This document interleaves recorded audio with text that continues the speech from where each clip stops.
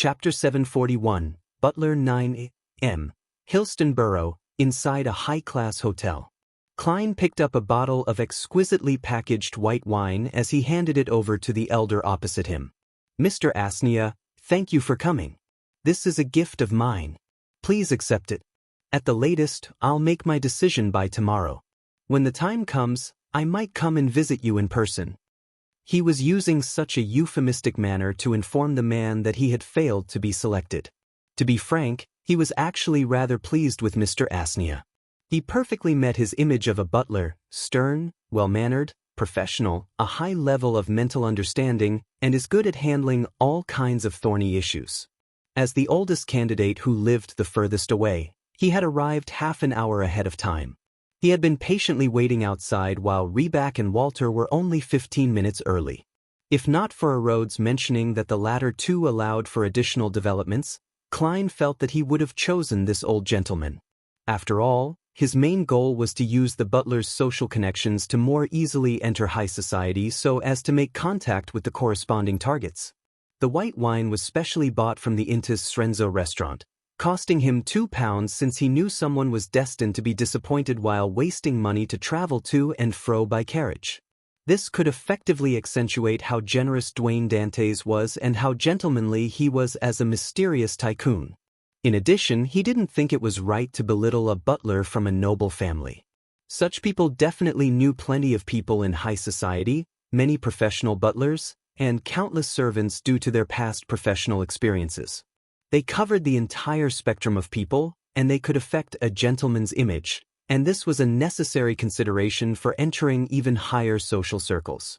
At present, the 55-year-old Asnia had plenty of white hair. His blue eyes were ingrained with the wisdom that time had given him, so he didn't reject Dwayne Dantes's gift. He received it and glanced at it before bowing. "I love white wine from Garrett. Thank you for your kindness. Your grace is admirable." "Garrett?" "Yes, the waiter yesterday mentioned that it's a brewery in Intis's Champagne province. It's well known for producing high-end grape wine. Some of the wine of certain vintage years are considered top-notch." "Sigh, a butler knows more about wine than me." "That's right." Mr. Asnia had mentioned that wine cellars are directly under the charge of the butler or a butler assistant among nobles and the rich. "Does this mean that I need to have a wine cellar in the future?" Wine costing £2 is at the bottom of the totem pole, while even Ormer red wine from 1330 which costs £126 isn't even considered the best. How much would such a wine cellar cost? As he thought it over, Klein felt heavy in the chest. He began to suspect that the £2,888 he had set aside from the gold coins weren't going to last long. If not for the training he had during his time as a clown, he definitely would have lost his cool and not reply with a smile. "Your fondness for it is the greatest form of praise for me. Mr. Asnia, please invite Mr. Reback who's at the coffee house below up." Asnia didn't hesitate to agree to it. Less than 5 minutes later, Reback knocked on the door and entered the living room. This gentleman had his blonde hair combed neatly. The edges of his eyes and mouth had some wrinkles which weren't too distinct. He had a ruddy complexion and a masculine bearing. It was obvious that he was a butler who could accompany his master hunting or even fend off enemies. After exchanging greetings, Klein invited him in to take a seat while smiling. He went directly to the point.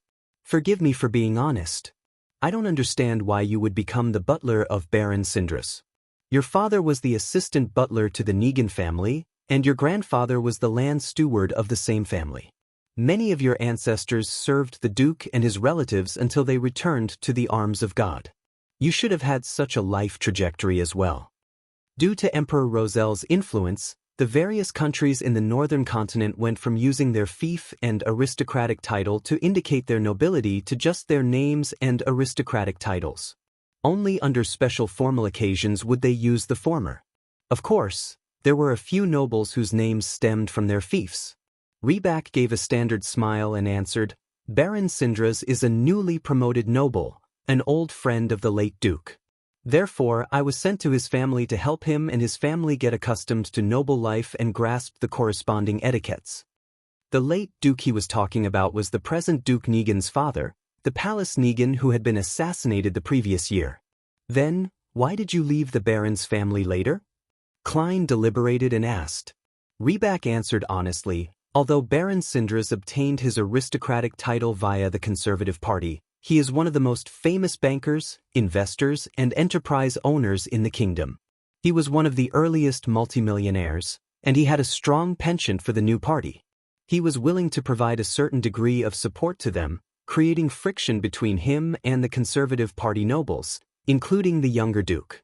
Therefore, to prevent the Baron from being put in a difficult position, I offered to leave. He actually tried to keep me, and he was an excellent employer.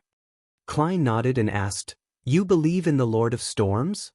Reback seriously replied, Yes, the Lord gives us courage, zeal, and a sense of responsibility. Klein asked a few more matters about butlers and received a detailed response. Then, he said with a smile, Might I trouble you to invite Mr. Walter who's at the coffee house up? After I'm done chatting with him, I'll make the decision. You can wait in the coffee house for about 10 minutes. All right. Reback didn't harp on the matter and immediately got up to bow. After bidding farewell, he left in a manner that exuded the air of a military man. As he watched him leave and close the door, Klein sat back down, picked up his black tea, and took a sip. He muttered silently, If I were to choose him, I'll likely establish certain connections with the present Duke Negan and the Conservative Party. The additional development might include the situation before the assassination. Before long, Walter arrived and entered after knocking on the door. Klein first exchanged some pleasantries before asking, What conflict did you have with Viscount Conrad's butler? You should understand that I need to understand the situation. I cannot afford to risk offending a noble. Walter had a broad forehead with raven-black hair and brown stern eyes, but he wasn't a person who appeared taciturn.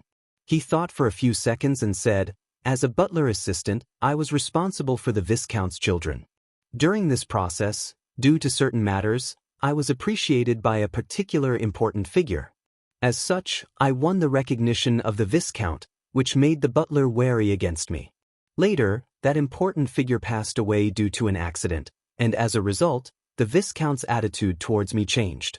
The butler treated me even worse, making me believe that it was pointless waiting for things to improve. In charge of the Viscount's children, and he got to know an important figure. Talim also got to know Prince Edisac from teaching Viscount Conrad's youngest son. And the prince passed away a few months ago because of the great smog of Backlund. This matches Walter's explanation. From the looks of it, this butler was one of the peripheral victims of that matter. He's rather cautious and professional. He didn't expose his former employer's negatives or reveal the matter about the prince, nor did he speak ill of the Viscount's butler. If I select him, the additional development is something to look forward to. Klein listened silently as he made some connections. He then switched to asking some professional questions, expressing his desire to enter high society. After receiving a satisfactory answer, he straightened his clothes, got up and smiled. Let me introduce myself again. I'll be your employer, Dwayne Dantes. Walter immediately bowed and said, Sir, how may I be of service? He kept maintaining a stern, old-fashioned, and unperturbed demeanor, as though these were the professional traits of a butler. 2 matters, Klein replied with a chuckle. First, help me hand this bottle of white wine to Mr. Reback who's waiting at the coffee house. Please express my apologies and gratitude to him. Second, hire a solicitor to write up a professional contract that will include you and the other servants. All right, sir. Walter bowed once again. As Klein handed the white wine over, he asked, Walter, how many servants do you think I need to hire in order to not appear improper? While Walter received the bottle of Garrod white wine, he replied without any hesitation, You should first determine where you will be living. Only then can you know how many servants you actually need. Oh, do you have suggestions? My requirements are simple. I wish to live in Northborough, as I'm a pious believer of the goddess. Klein drew the crimson moon on his chest in passing. According to the information I read on the papers and magazines, a garden villa in a high-end district has to be at least £3 a week. That makes it £156 a year. Although there are no direct numbers, I can infer that the suburb's best garden villas cost about £2 a week. A high-end apartment with a few rooms and halls would cost about the same. It's been mentioned that that's relatively extravagant, a place where only the richest of the middle class can afford to rent. Yes, from that, I can preliminary estimate the rent of a tycoon's house. It's expensive just thinking about it. Back in Tianjin, Benson, Melissa, and I spent 13 solely a week on a gardenless terrace house. There was an additional 5 pence for the use of furniture. In the house I lived in Minsk Street, it didn't even reach £1. Sigh, so be it, even if it's £3. I have £2,888. It shouldn't be a problem renting a slightly better one. No problem at all. While awaiting Walter's answer, Klein silently recalled the information regarding rental costs. He began calculating how much he needed to pay every week and every year. Walter considered it for 2 seconds before replying in a serious manner, "Sir, you can choose 32 Buckland Street.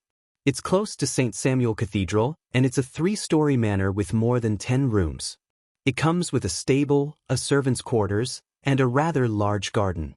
Living nearby are baronets, House of Commons members of Parliament, and senior lawyers. The interior design is especially tasteful. There are plenty of famous paintings and antiques. All the furniture and wares are enough to accentuate your identity. You can rent it for a year first. If you find it satisfactory, you can consider buying it entirely." "Sounds pretty good," Klein asked with a smile. "How much is it to rent for a year?" Walter sternly and skillfully reported the number, including the use of furniture, £1,260 a year. Klein was glad that he wasn't drinking any tea, or else he would have spewed it all across his butler's face. He mustered nearly all of a clown's control in order to prevent any abnormalities from showing on his face. Chapter 742. Decided after a brief moment of silence, Klein raised the black tea and took a sip. He said with a smile, "It's something that can be considered, but Emperor Roselle once said to never be in a rush to make a decision. Only after repeated comparison will one receive the best answer. Are there any other options?" Walter, who wore a white glove, replied without any abnormality to his expression, "Phelps Street would also satisfy your request. I recall that Unit 9 is available for rent. It's a 2-story villa with more than 10 rooms. It comes with a stable, the servants' quarters, and a small garden. The furniture and wares are relatively old, but they're considered decent.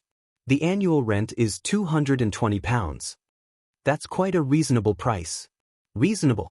However, Phelps Street means that it's less than 100 meters away from St. Samuel Cathedral. Although this does help in being right under their noses, many of the pedestrians will be nighthawks. It would be very inconvenient for me to leave and return, making it easy to make mistakes." Klein, who originally had a budget of about £160, suddenly felt £220 was a pretty good price after undergoing the catharsis of the garden manor's price. This made him suspect whether butler Walter had deliberately offered him an expensive choice at the very beginning. Klein pondered for a few seconds and said, "Any others?" Walter replied without showing any signs of impatience, 160 Buckland Street is also available for rent. It's a 3-story house which also comes with a garden, a stable, servants' quarters. There are more than 10 rooms, but its location isn't as good as Unit 32. The decorations, furniture, and wares can be considered decent. It has an annual rent of £315. £315. The rental fee flashed past Klein's slightly numb mind. He asked in thought, "What do you suggest?" At that moment, he had already decided on an answer, but as an employer, he wasn't in a rush to express his decision.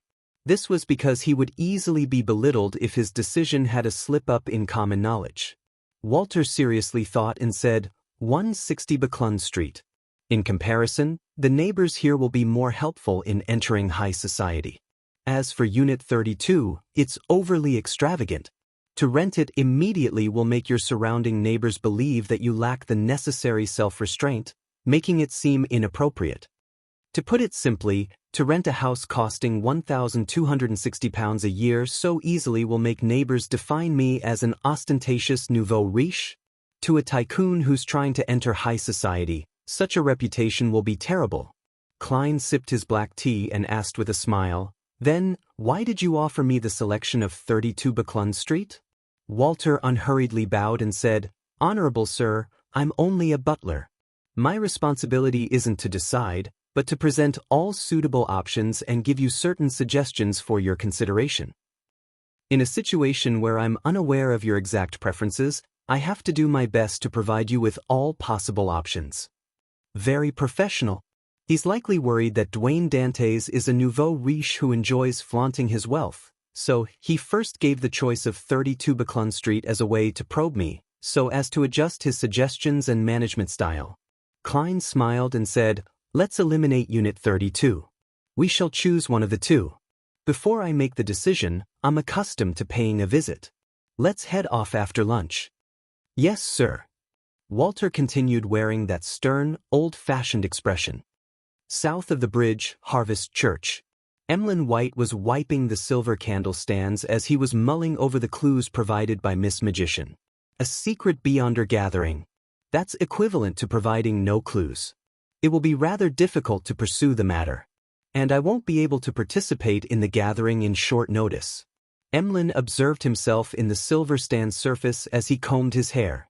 Then he put down the wiping cloth, retreated to the first pew in the cathedral, and sat down as he watched Bishop Utravsky praying seriously before the altar with his gaze unfocused. Thoughts came to his mind as they occasionally created sparks. Emlyn suddenly grasped a detail. Why would a puppet that garners the primordial moon believers' immense interest happen to appear? Moon puppet? This feels like it's bait. Could it be a trap designed by Russ Bathory and the others? Emlyn's eyes lit up as he suddenly stood up. Russ Bathory was a sanguine baron who was participating in the hunting competition. He was viewed by Emlyn as his strongest competitor. The more Emlyn thought about it, the more he found it as a possibility. This was because he knew that Bathory was an antique enthusiast, one who especially enjoyed collecting all sorts of strange trinkets from the southern continent. After pacing back and forth a few times, he curled the corners of his lips and chuckled. He silently said, I have no way of entering the Beyonder gathering to seek out the location of Windsor, but I can monitor Russ Bathory and finish off the target before he does. I look forward to his expression when that happens. Yes, Miss Magician's clue is indeed worth £100. Just as Emlyn was feeling abnormally excited, Father Utravsky ended his prayers, walked over, and looked down at him. He said with a gentle voice, Our piousness is not in our language, but in every detail of our body language. You are not being focused enough today. Wipe the candle stand again. All right, Emlyn replied, suddenly feeling ashamed. After the priest turned to walk to the confessional, he snapped to his senses as he muttered, amused and incensed, I'm not pious at all. I don't have to appear pious. Rows of straight intis parasol trees lined both ends of the street, making the streets appear beautiful and tranquil. With his golden-laid cane in hand, Klein slowly walked out of Unit 160. He silently drew a breath and turned to look at Walter. Tell the owner that I'm very satisfied. I'll temporarily rent it for a year. We might move to a better place later, such as Empressboro. His words hinted at his ambition to obtain an aristocratic title, as Empressboro was a place where the nobles gathered. As for why he didn't rent half a year to save on money, it was because such high-end estates only accepted long-term contracts. 1 year was the minimum. To be frank, if money wasn't an issue, Klein had quite a liking for the house. Its lawn was clean, and the garden was beautiful. The furnishing was befitting, and the wares were exquisite. There were plenty of bedrooms, sufficient furniture, and many washrooms on every floor. Even the stables and servants' quarters at the back weren't shoddy work. It was the best residence Klein could have ever imagined in the past. Walter immediately replied, I'll hire a solicitor in a while. Sir, what specific requests do you have regarding servants? Klein strolled underneath the intis parasol trees and smiled. I'd first like to hear your suggestions. Walter thought for a moment before saying, Sir, you will need a housekeeper regardless. During the interview, Klein had mentioned that Dwayne Dantes wasn't married and had no children, nor did he have any mistresses in Buckland, therefore he didn't need a lady's maid. Dwayne Dantes nodded gently without expressing any intentions. Walter continued, Her duties would be to manage the female servants and the expenses of the household. Sir, you can't leave everything to me or the same person. Balance is an art in politics, and it's also a good method when managing a household. Emperor Roselle once said that absolute power definitely corrupts. I'm confident in myself before money, but it's only confidence. Very honest. A housekeeper is needed. She'll cost about 30 to 40 pounds a year. Klein nodded. Okay. At that moment, Walter was walking behind Klein to his side. He extended his hand to stop a rental carriage. On the carriage, he continued, I will get the Family Servant Assistance Association to produce a name list for the selection of the housekeeper. You shall choose her personally, and I won't provide any suggestions. Based on the current residential situation, you will also need a steward who can be male or female. You will need a valet, a lady's maid in charge of the bedrooms, and 2 chambermaids who will be in charge of the living room and activity room. 2 footmen to valet guests, a parlor maid, a scullery maid, 2 laundresses, and 2 handymen. Apart from those, you will need a cook, 2 gardeners, 2 coachmen or 1 coachman and an assistant coachman. If necessary, you can have an additional attendant, a steward's boy, a nursery governess, and a second cook. You currently do not have any carriages, but you'll definitely have 2 in the future. A 4-wheeled carriage costs about £300. A 2-wheeled one costs about £100. As he listened to his butler introduce the required servants in detail, Klein's mind went numb. He didn't wish to do the accounts on how much he needed to spend. After all, it was paid on a weekly or monthly basis and not an annual basis. Ignoring the attendant, steward's boy, nursery governess, and second cook, there will be 10 to 11 male servants, and the female servants with the housekeeper will number about 9 to 10. It's basically several times what I calculated. Each week's expenses will exceed £10. This can only be determined after all of them are hired and their salaries are negotiated. There's also the carriage. Klein's mind couldn't help but drift when he saw Walter's mouth moving nonstop. Seeing the staid and extremely dignified Mr. Dwayne Dantes nodding from time to time, Walter subconsciously broadened the topic. In the future, you will also need to rent a manor in the suburbs to entertain friends to have a wonderful weekend over there. There's no rush. It can wait until you hold several dances and banquets at Unit 160. Sir, do not mention housemaids in front of the neighbors of this street. Only those with salaries below £500 a year will hire housemaids because they're unable to hire enough female servants to handle the different parts of the household. Klein listened numbly as he reflexively wore a warm smile. Back at the hotel, he watched Walter leave before he sat back down, his expression collapsing.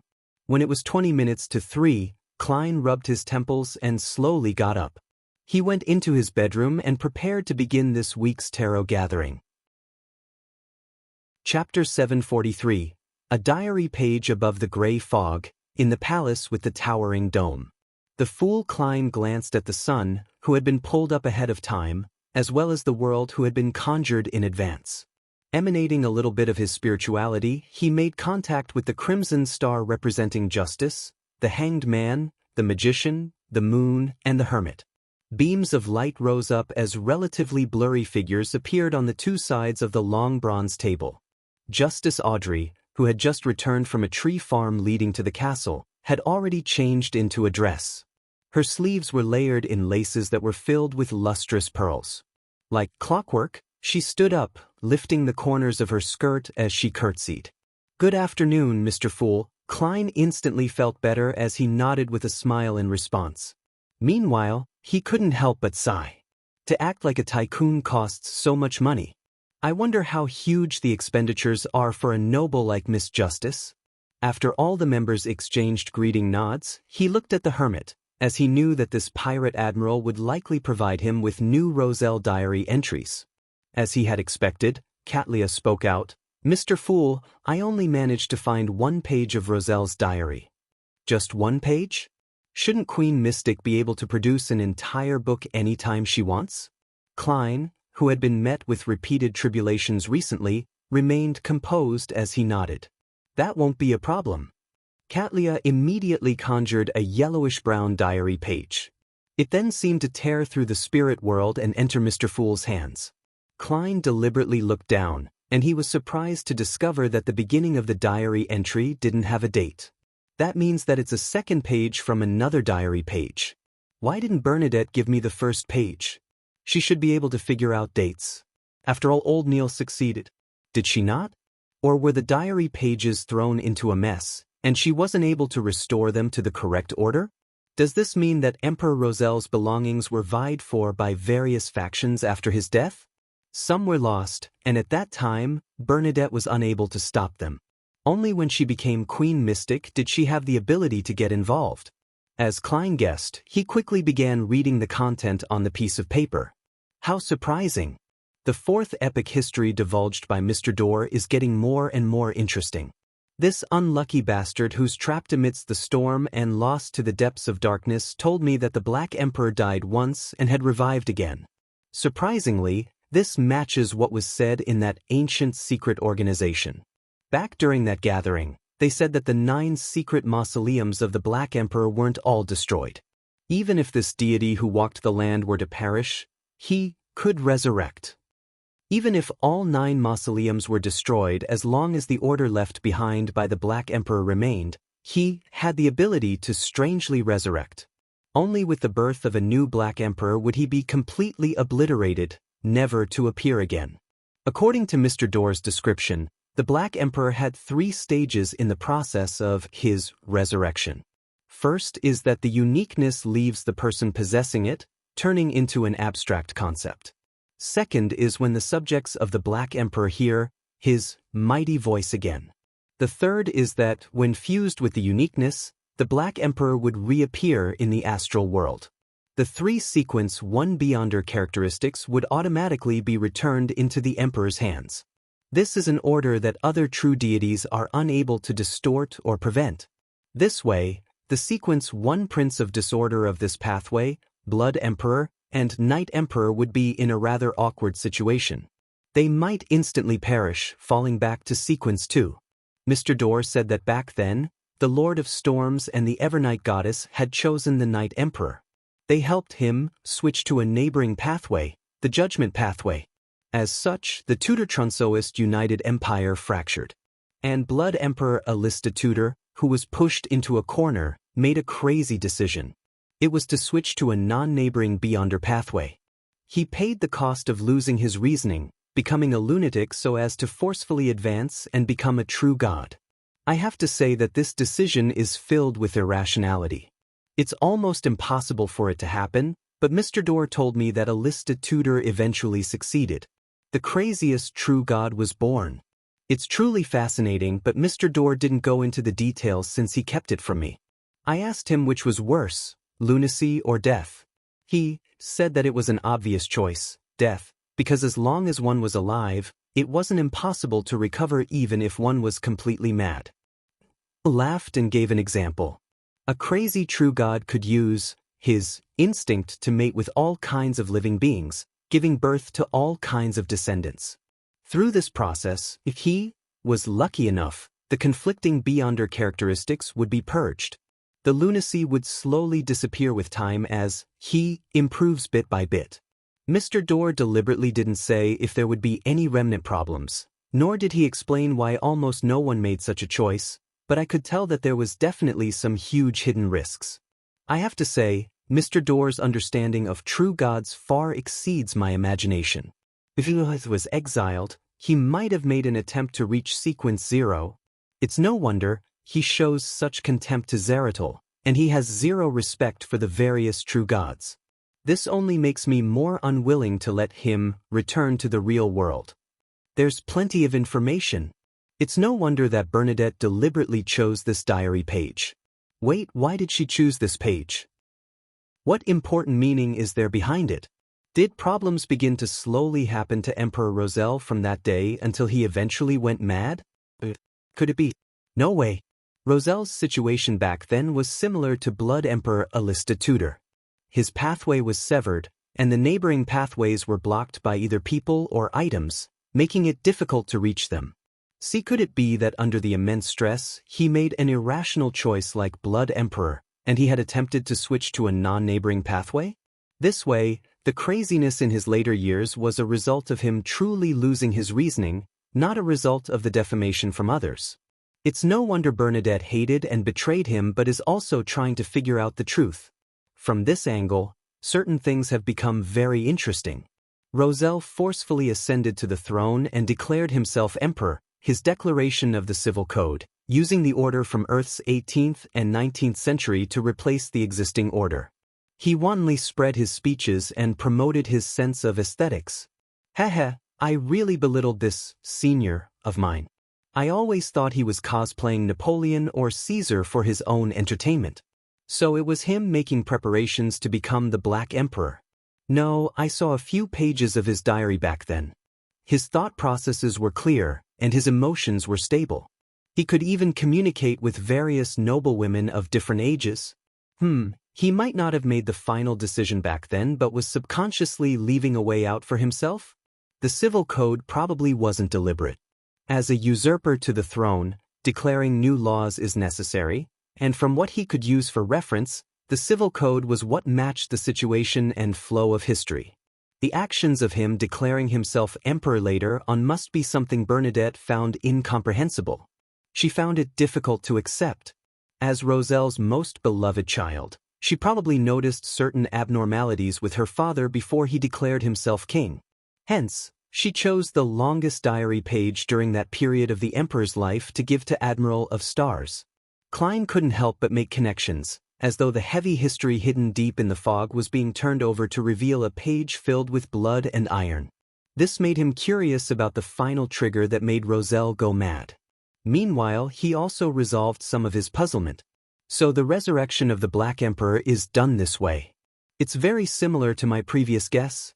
In the fourth epoch, there was actually a Tudor-Tronsoist united empire which was supported by the 6 deities like the Lord of Storms and the Evernight Goddess. The 2 thrones in the ruins in William Street can be explained then, as it belonged to the United Empire. According to Mr. Dorr, the 6 deities chose the Night Emperor, resulting in the United Empire fracturing. Then, who helped the Blood Emperor capture or kill the 3 Sequence 1 hunters? Among them, Red Angel Medici was likely stronger than the Blood Emperor from back then.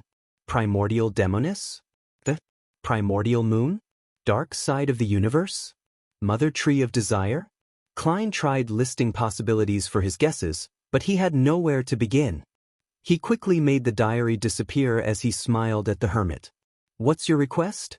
Katlia frankly answered without holding back. Is there someone else apart from Emperor Roselle mentioned in this diary entry?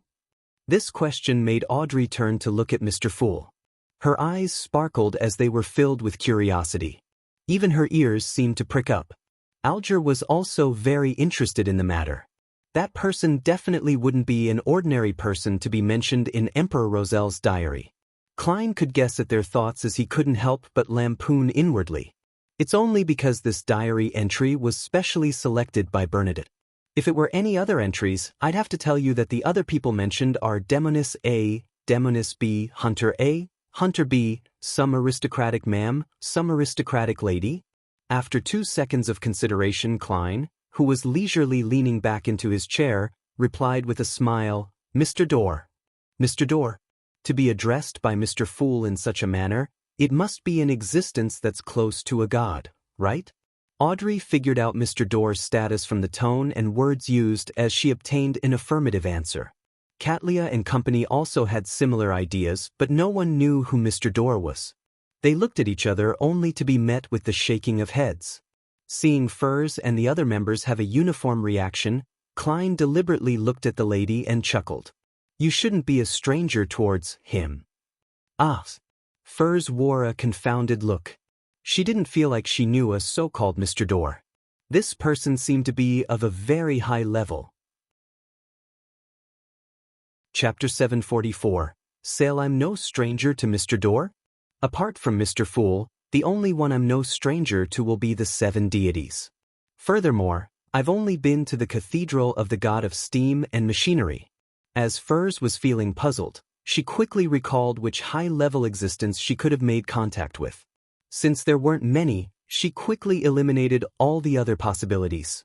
Her eyes lit up as she made the connection with the contents of what Mr. Fool had originally said to her. She looked at the end of the bronze table that was enveloped in gray fog. Her voice trembled as she asked, "Is he the one who created those ravings during the full moon?" Klein chuckled with a nod. "That's right. Ravings during the full moon. What's that?" Audrey and company exchanged looks as though they were ordinary people who had just entered the mysterious world. They had never heard of any so-called full moon ravings. As expected, Miss Magician isn't simple. She actually knows about Mr. Door, and she's aware of the corresponding matters. My initial judgment wasn't wrong. Although the Beyonder ingredients she needs are relatively low, there are too many possibilities. Katlia nodded her head indiscernibly, planning to ask more about Mr. Door during the free exchange. She was also willing to pay a certain price for it. An existence who could be seriously mentioned by Emperor Roselle and addressed by Mr. Fool in a rather formal manner, had to have many secrets involved. It was definitely nothing simple. At that moment, Furs silently exhaled. She felt that she was one step closer to removing her curse. At the very least, I now know who's producing the full moon ravings. She lowered her gaze and sincerely said to Mr. Fool, "Thank you for your reminder." Klein didn't speak further, nor did he point out that Mr. Door was suspected to be the ancestor of the Abraham family, Bethel. After surveying around the table, he said with a casual tone, "You may begin." With that said, he immediately controlled the world to say with a hoarse voice, "I have 2 mystical items for sale." 2 mystical items? Mr. World has recently been able to produce something of great value at every gathering. He lives up to being Mr. Fool's blessed. Audrey poignantly sighed in amazement as she cast her eyes towards the other end of the long bronze table. Clearly, she was looking forward to the world's explanation of the powers of the item. Alger was tempted, as he knew that the mystical items the world sold were definitely up to mark. However, thinking back to his lack of savings, with the secret to the primitive island already given to him, all he could do was silently sigh, feeling depressed. He still had 5 hours before arriving at Pasu Island, and he was yearning to immediately fly over and complete his report. Then he could leave the area, find an Obninsk to advance to Ocean Songster. Once he did that, he could explore that primitive island with the world, obtaining the relevant rewards, so as to ease his financial situation. As for Derek, Emlyn, and Furs, although they were somewhat curious about the mystical item, they lacked the desire to actually purchase it. One of them could submit an application to the 6-member council to select one mystical item which the City of Silver had for becoming a Sequence 6. The other wished to receive the rewards from the hunting competition, and he wasn't certain what the rewards would be. Therefore, blindly purchasing items made it easy for redundancy and wastage to happen. Furthermore, he only had the 2,000 to 3,000 pounds needed for the reward for clues. As for the last one, she didn't even have the money to purchase it. Katlia looked at Gehrman Sparrow with piqued interest as she considered the possible origins of the mystical item. If it was suitable, without clashing with the 2 mystical items she had, she didn't mind buying it. Seeing how the 2 major clients appeared interested, the world gave a deep chortle. One of them is Scales of Luck. It's what I named it. As he spoke, he requested Mr. Fool to conjure the silver necklace that had an ancient coin dangling from it. After introducing its mystical effects and negative effects, he glanced at Audrey and specially gave a warning. I suggest that Beyonders lacking in combat strength don't purchase it. Although it can allow one to avoid a fatal blow, the subsequent backlash is equally dangerous. One needs to have sufficient combat strength and sharp reactions to have a chance of surviving the backlash. Thinking back to how she took on more of a support role, one that leaned towards control and influence, as well as her lack of combat experience, Audrey nodded with slight disappointment. It was an indication that Mr. World was right. Mr. World is pretty nice to me and the Tarot Club members. He's willing to give such a warning. This would have prevented him from selling it. Audrey adjusted her understanding of the world. The hermit found the description extremely familiar. She had apparently heard of the effects of the Scales of Luck. Scenes quickly flashed through her mind before finally being fixed onto a few particular scenes. Katlia's eyes constricted as she blurted out in surprise, "Senor?" It's likely Admiral of Blood Senor's necklace. It looks similar, and the effects are identical. Where did Gehrman Sparrow obtain it? What did he do this time? Did I miss some important news over the past few days while the future was out at sea? Katlia instinctively suspected that the world had stirred up something massive again. Klein thought about it and controlled the world to laugh deeply. He's already dead. He wasn't against letting Miss Justice and company realize that Gehrman Sparrow was equivalent to the world. After all, there were already two people who knew, and he didn't plan on using this identity frequently in the future. A powerful member who often took action made the rest of the Tarot Club feel a greater sense of belonging. He's already dead. Gehrman Senor killed Senor? In the previous battle, I only held a slight advantage over him. Katlia discovered that she was increasingly unsure of the world's strength. Although Admiral of Blood's bounty was higher than hers, it was mainly because he did more evil deeds. In terms of her strength and mystical items, Katlia was slightly stronger. It wasn't as if she had never had any conflict with Senor. She had held the advantage several times, but she had failed to mortally wound him. As for Gehrman Sparrow, she believed that he was inferior to her when they met on the future. He was even unlikely to defeat Vice Admiral Ailment Tracy in her optimum state. Only when this crazy adventurer completed his advancement and hunted slaughterer Curtius did she determine that he truly had the strength of a pirate admiral and was someone at her level. However, a week had just passed, and Gehrman Sparrow had completed another hunt. He had finished off Admiral of Blood Senor, who was one of the top 3 pirate admirals. Katlia knew that she herself was incapable of doing so. He's dead? Admiral of Blood Senor is dead? Gehrman Sparrow did it? He's killing 1 sequence 5 a week? Furthermore, each one of them is stronger than the last. Even if he's Mr. Fool's blessed, isn't such strength too ridiculous? Especially when he hasn't become a demigod. Was it done with the help of the other blessed? The church should have the relevant records, but at my present position, I won't be able to read them. Alger was secretly alarmed as he automatically began to consider a reasonable explanation. Audrey was still in her family castle in East Chester County.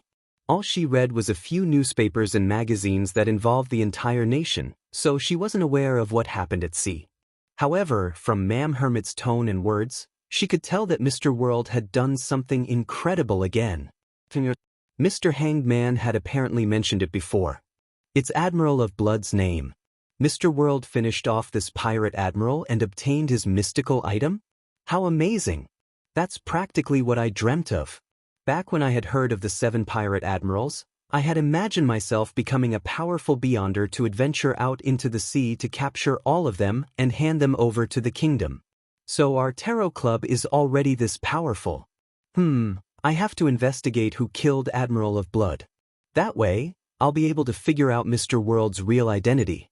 But would he be unhappy about that?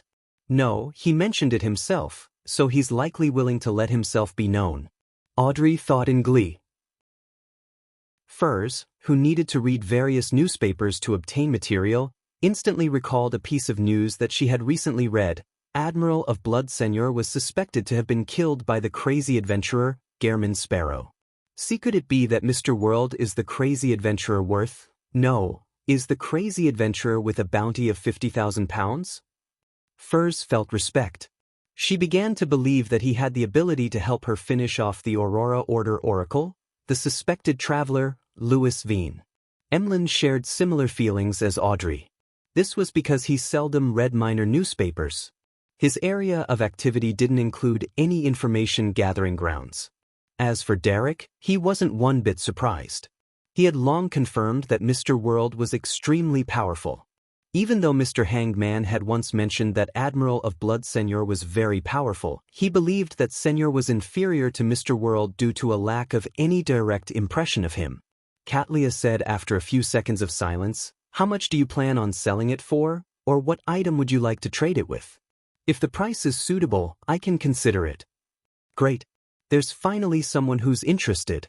Klein, who was burdened with immense financial pressure, controlled the world to say, 12,000 gold pounds.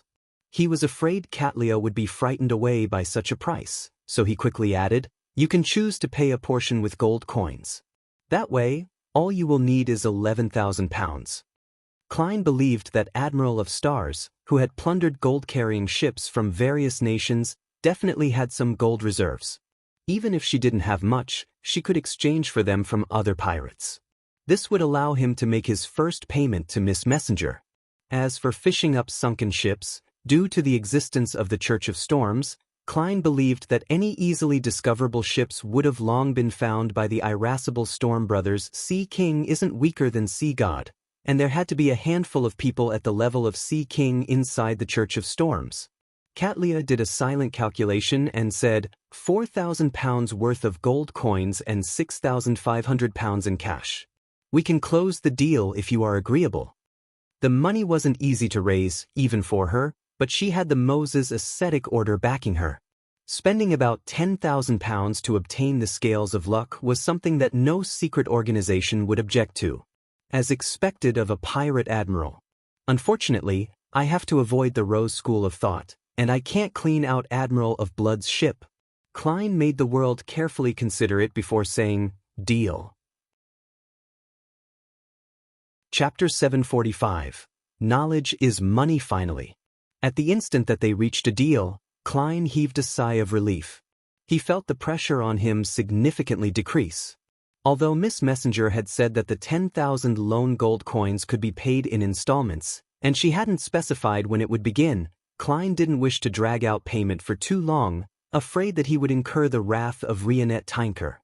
After all, she was a spirit world creature at the demigod level. If she really ended up mad, she had the means to make things difficult for her employer, even if she was restricted by the contract. Besides, the cost of acting as a tycoon is just too high. The salary of 20+ servants and the corresponding costs is only just a tiny portion. There's still the carriage, horses, wine, gifts for neighbors, banquets, and investments to conceal my status, each of them more expensive than the last. If I don't save up enough cash, I'm afraid I'll go bankrupt and be unable to continue. Sigh, 6,500 pounds with the cash I already have should be able to last until I confirm my target, right? No, the experiences from the past 2 days have proven to me that I should never use my own understanding to imagine a tycoon's life. I probably still need another 5,000 to 6,000 pounds to barely maintain it. Klein wished to raise his hand to rub his temples, but he ultimately held back. He soothed his mind and made the world look around again before saying with a hoarse laugh, "The second item is biological poison bottle." He used a relatively succinct description to describe the conjured brownish translucent bottle. He emphasized the few poisonous traits it had, how long it took, how to prevent the effects ahead of time, and any negative effects it gave while carrying it. Audrey felt a chill down her spine as she felt a little embarrassed. She felt the former because of the terrifying poison that made one rip off their skin and flesh, while the latter was a result of the strange aphrodisiac effects it had on a wide area. This is truly a crazy mystical item. It's the type that needs to be prepared ahead of time to show its full effects. It's quite useless against an ordinary spectator because observation and reading minds can help the low-sequence beyonders of this pathway detect the danger ahead of time and make the necessary actions. However, there's no need for me to do so. If I were to detect danger ahead of time, I can directly cry out for my guards. Besides, I don't like such effects. It will easily harm myself. Audrey, you're already a mature and rational beyonder. You can't buy everything you see. Audrey seriously considered it for a few seconds before giving up on asking the price. Seeing Miss Justice not ask for the price, Klein couldn't help but let the world add, 5,200 pounds. Audrey bit down on her inner lips as she politely shook her head. I wish to obtain a mystical item that's more offensive in nature. Spectator was a pathway that lacked any direct attacks in the early stages, one that was only effective at affecting or controlling their targets. 5,200 pounds. Alger, Furs, and Emlyn repeated the price softly in unison before they shirked all thoughts about it. 5,200 pounds? Katlia suddenly seemed to recall something as she paused obviously. She then quickly added, "It's not necessary for me." Ma'am Hermit seems to be afraid of something. Audrey acutely read her emotions. For a split second, Katlia felt that the biological poison bottle had a lot of synergy with poison expert Frankly. Furthermore, their powers didn't overlap too significantly, and they even complemented one another. She was wondering if she should purchase it for her first mate since he had saved up quite a bit of money, but considering how Frankly might come up with terrifying experiments after obtaining the biological poison bottle, she trembled and gave up on the idea. She didn't wish to see the deck of the future produce the children of the crew, the kind that mood. After the gathering is over, I'll write to Miss Sharon and tell her that Admiral of Blood's necklace has been sold. All that's left is the biological poison bottle. Klein hid his disappointment, and after some thought, made the world speak. I have a book of secrets. It's a book on mysticism left behind by the southern continent's shaman King Klarman. It's suitable for mid-sequence beyonders who have pretty good foundations. The price is £1,000. Knowledge is money. Having undergone the teachings of Mr. Fool, Mr. Hanged Man, and the other members of the psychology alchemists, Audrey was tempted. She now had an extremely solid foundation in mysticism, and she had a desire to improve further. The psychology alchemists will likely teach me some mysticism knowledge of a higher level in the future, but it will definitely not be all-encompassing and will be limited to the domain of the mind. Audrey easily convinced herself as she nodded. This is exactly what I want. Furs was equally interested, but the thought of how much money she had made her close her mouth. As for the other members, they didn't lack such knowledge. As expected of Miss Justice. She doesn't bargain at all.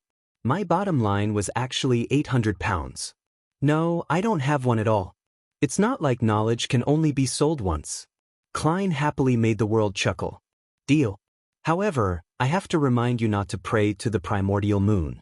It will make you become a lump of squirming flesh that only knows to wildly mate with different creatures to produce all kinds of children.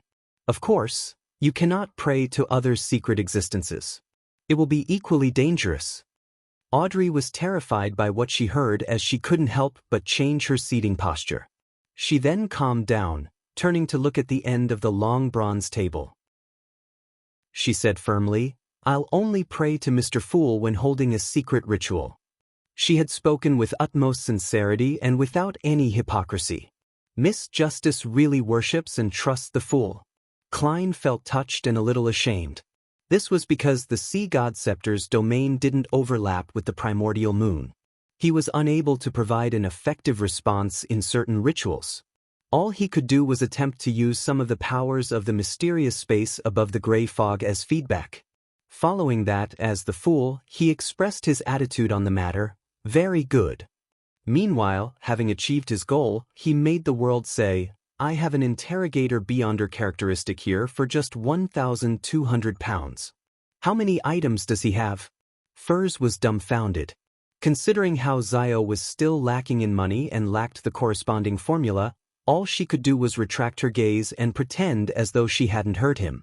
As for the interrogator beyonder characteristic which was in the hands of Mr. Fool's subordinate, she didn't believe that he would keep it that long for her. Seeing no one respond, the world coughed and said, I'm done. Just as he said that, Alger, who had been waiting all this time, looked at Katlia and said, I wish to know where Obninsk's sea monsters that do not belong to the Church of Storms are. Obninsk's sea monsters that don't belong to the Church of Storms? The Hanged Man really isn't a member of the Church of Storms? Katlia frowned a little before easing them. I'll help you ask. We'll talk about the price when I have actual clues. All right. Alger silently sighed. A few seconds prevailed before Emlyn said to Furs, I'll pay you the £100 for the clue today. Thank you, Furs said without a delightful expression. Mr. World's transactions were all in the thousands or more. It made her feel a little numb to such a pittance. Emlyn then looked towards Derek. The crystallized roots of the Tree of Elders and supplementary ingredients you need have been acquired. Hand me the list of resources and monsters around the City of Silver, and I'll choose a few items of equal value. Oh, they cost me a total of £2,000. Adding my payment of £200, it will be a total of £2,200. Emlyn only wished to obtain things that he could quickly sell, otherwise he wouldn't have much money. All right. Thank you, Mr. Moon. Derek was delighted, for he suddenly felt that Mr. Moon wasn't that irritating after all. He quickly conjured the corresponding list and handed it over to Emlyn. Emlyn casually flipped through the piece of paper and suddenly felt that it wasn't right. This was because just this piece of information had extremely high value. It presented the detailed information and corresponding resources around the city of Silver. I remember that they didn't pay to see this list. Emlyn couldn't help but glance at the hanged man Alger and the hermit Catlia. At that instant, he seemed to understand something. When he looked at the sun again, Emlyn had a newfound sense of superiority, as well as a sense of guilt he couldn't get rid of. He cleared his throat and said, this, also this. Derek seriously memorized what was said, and he indicated that there was no need for him to return to the city of Silver, as those could be gathered around Afternoon Town. Following that, Audrey inquired about clues to the fruit of an illusory chime tree, but she received a disappointing answer. When the transactions came to an end, it didn't need the fool to announce it, as they automatically entered a free exchange. Alger looked towards Little Sun and said, "Are you still in Afternoon Town?" "Yes, but we will be returning to the city of Silver soon. The new expedition team arrived today." Derek not only answered Mr. Hangman's question seriously, but he even offered a tidbit. "I've already told the chief that while clearing out the Afternoon Town monsters, I obtained the potion formula for notary." The hanged man nodded slightly and said, "What was his attitude?" "He only said, 'Very good.'" Derek carefully recalled what had happened. Alger chuckled when he heard that. "You can be at ease. Your chief is very happy to see you grow. In contrast, he will be more wary of the Elder Council's shepherd." He didn't continue on the topic as he informed all the members of a piece of news. Recently, many pirates have been heading to Bansi Harbor. They discovered that it has already been completely destroyed. Even if it's rebuilt, it would take several years. Chapter 746. Same night after hearing the hanged man's description, Klein couldn't help but recall Red Angel Medici and the evil spirit found in the underground ruin. However, he didn't share the discoveries of his exploration this time. Firstly, there wasn't a need to, and secondly, it involved Miss Sharon. As for the other members, they had already learned that Bansi Harbor had been destroyed. And since the hanged man hadn't revealed any new information, there was no need for them to reply to the matter. Realizing that no one was saying anything, Alger glanced at the world before looking back. He said calmly, "That's all from me." The hermit immediately turned to look at Furs. "Ma'am, what do you know about Mr. Dorr? I can pay for the corresponding piece of information."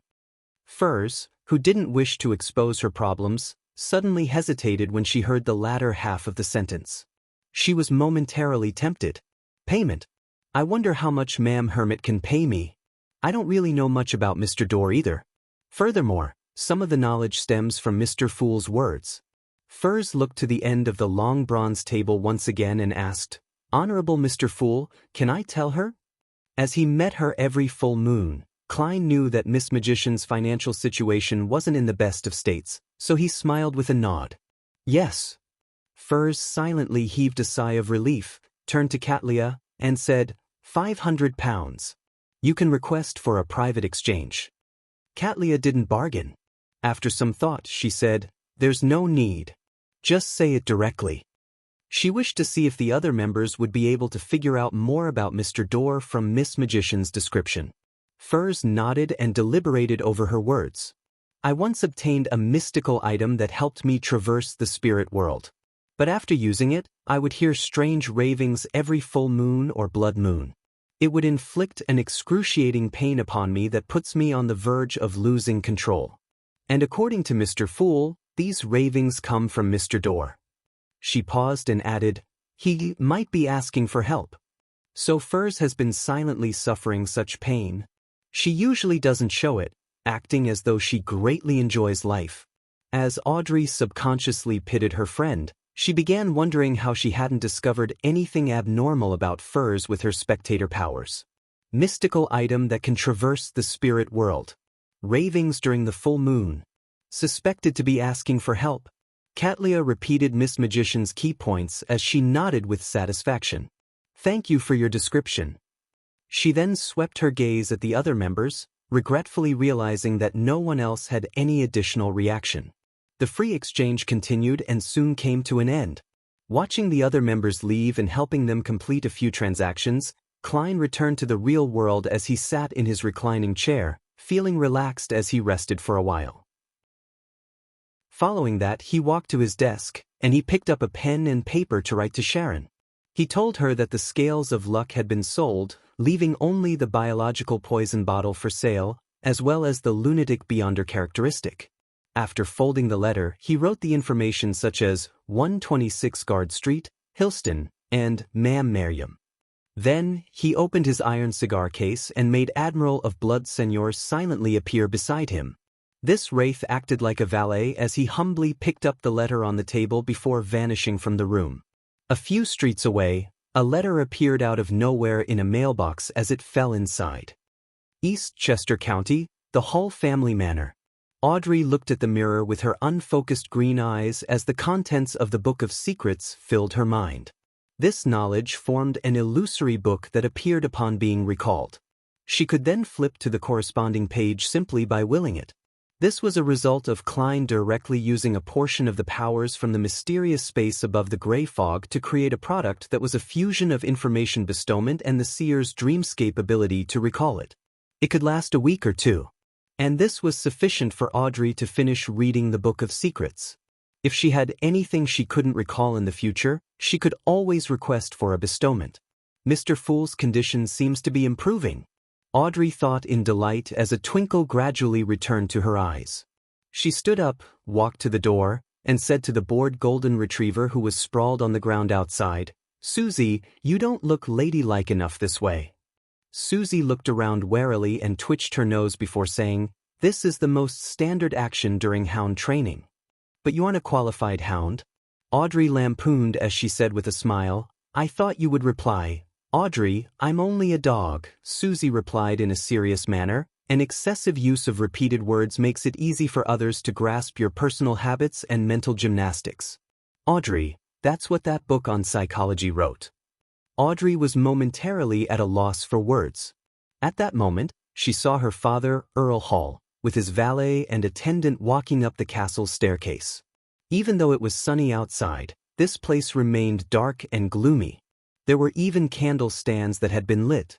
They were embedded in the walls as they illuminated the stairs. "This castle is just too old. I think it needs a major renovation," Earl Hall casually grumbled to his daughter. Audrey nodded in a demure manner and said, "Yes, my dear Earl. This is precisely why I dislike this place. It makes me feel like I'm slowly rotting away.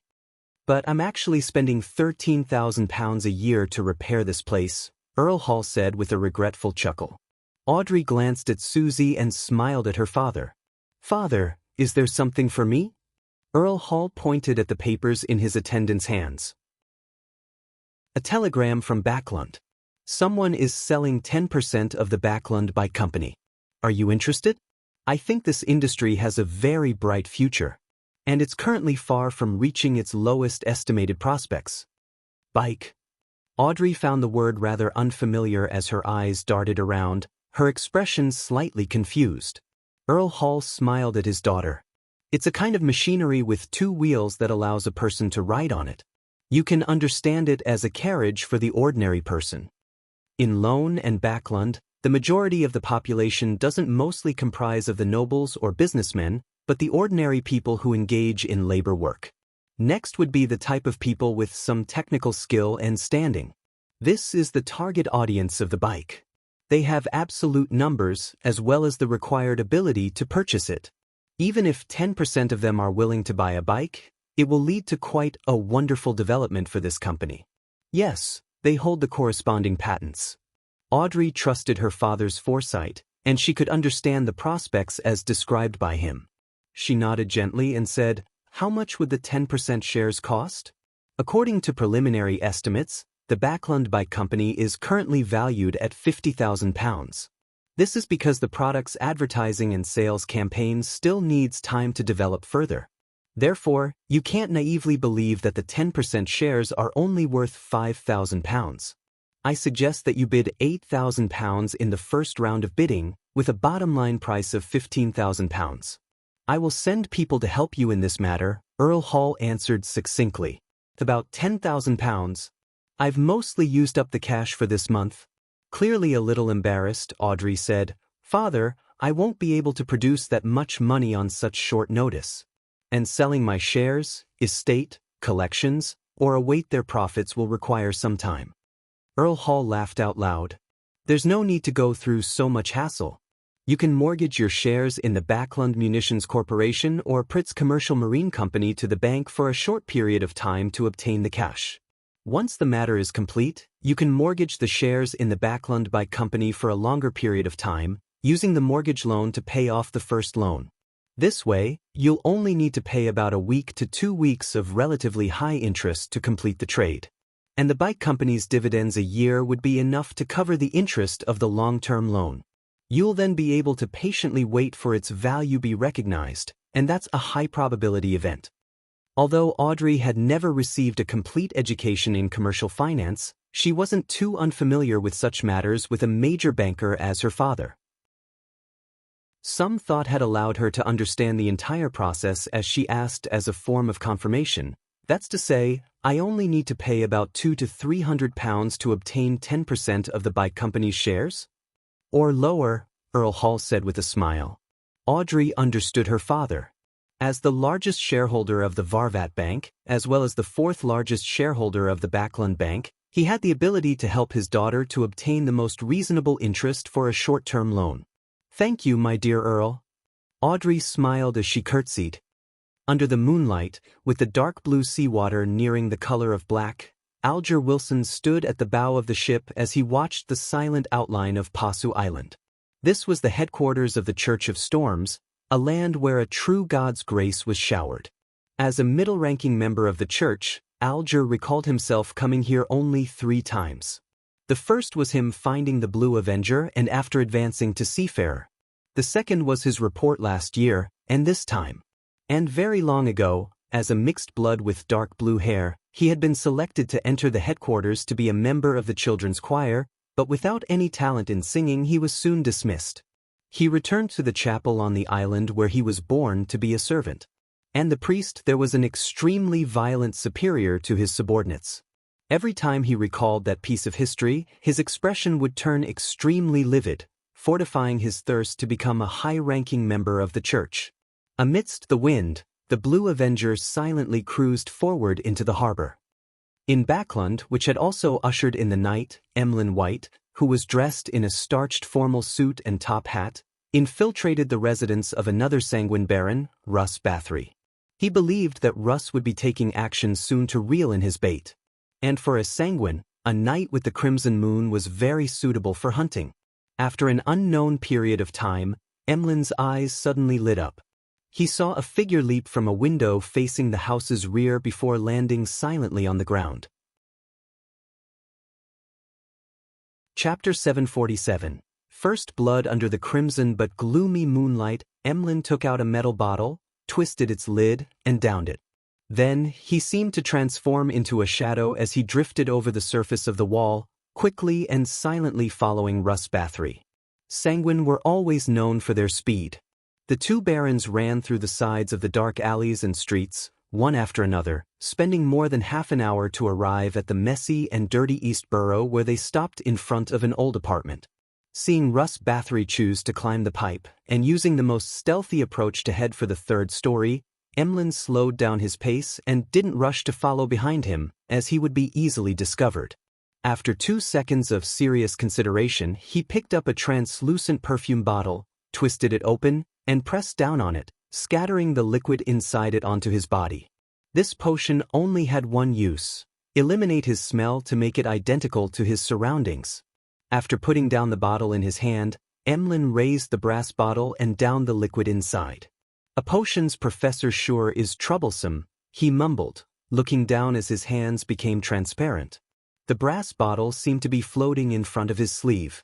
After Emlyn stuffed the tiny bottle away, all that was left was a formal suit, a top hat, and a pair of leather shoes without any buttons or laces. They formed a human shape as they moved about. Another completely transparent bottle resembling a perfume bottle flew over and floated in midair as it pressed itself, spurting the potion inside onto the clothes.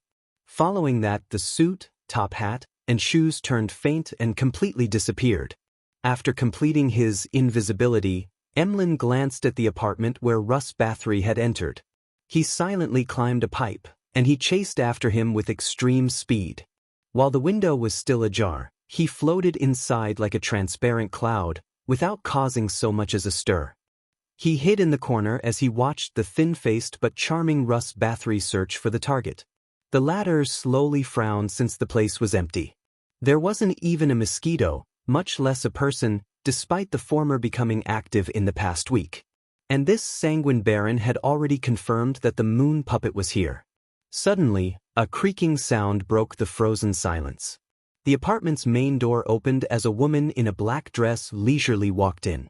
When she saw Russ Bathory, she asked with an ethereal voice, "Who are you looking for?" Emlyn looked in the direction of the sound, and he saw a dark-skinned, long-browed face with soft outlines and a drooping mouth. It was none other than his target Windsor.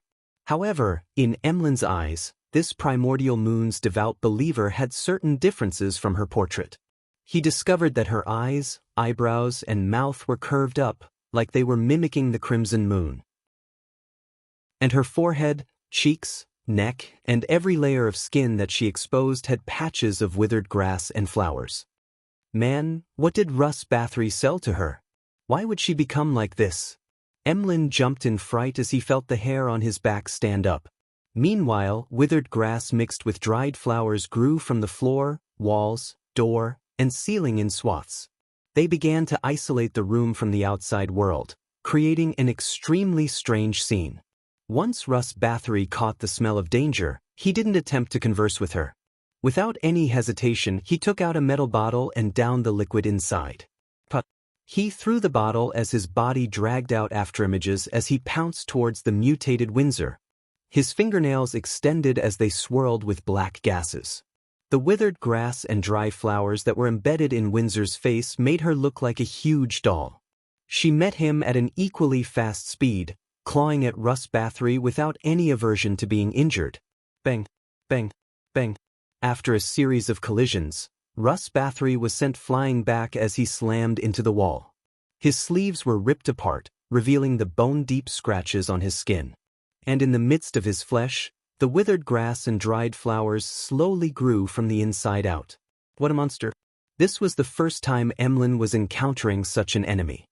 He huddled in a corner and nearly forgot to help his kinsman. He didn't rashly appear as all kinds of thoughts flashed through his mind. As he observed the battle between Russ Bathory and Windsor, he considered how he should deal with the situation. The strangest of all is the withered grass and dried flowers. Withered grass and dried flowers. They're likely afraid of fire. Emlyn's heart stirred as he immediately abandoned his invisibility, took out another metal bottle, twisted its lid, and downed it. He then spewed out all the liquid in his mouth.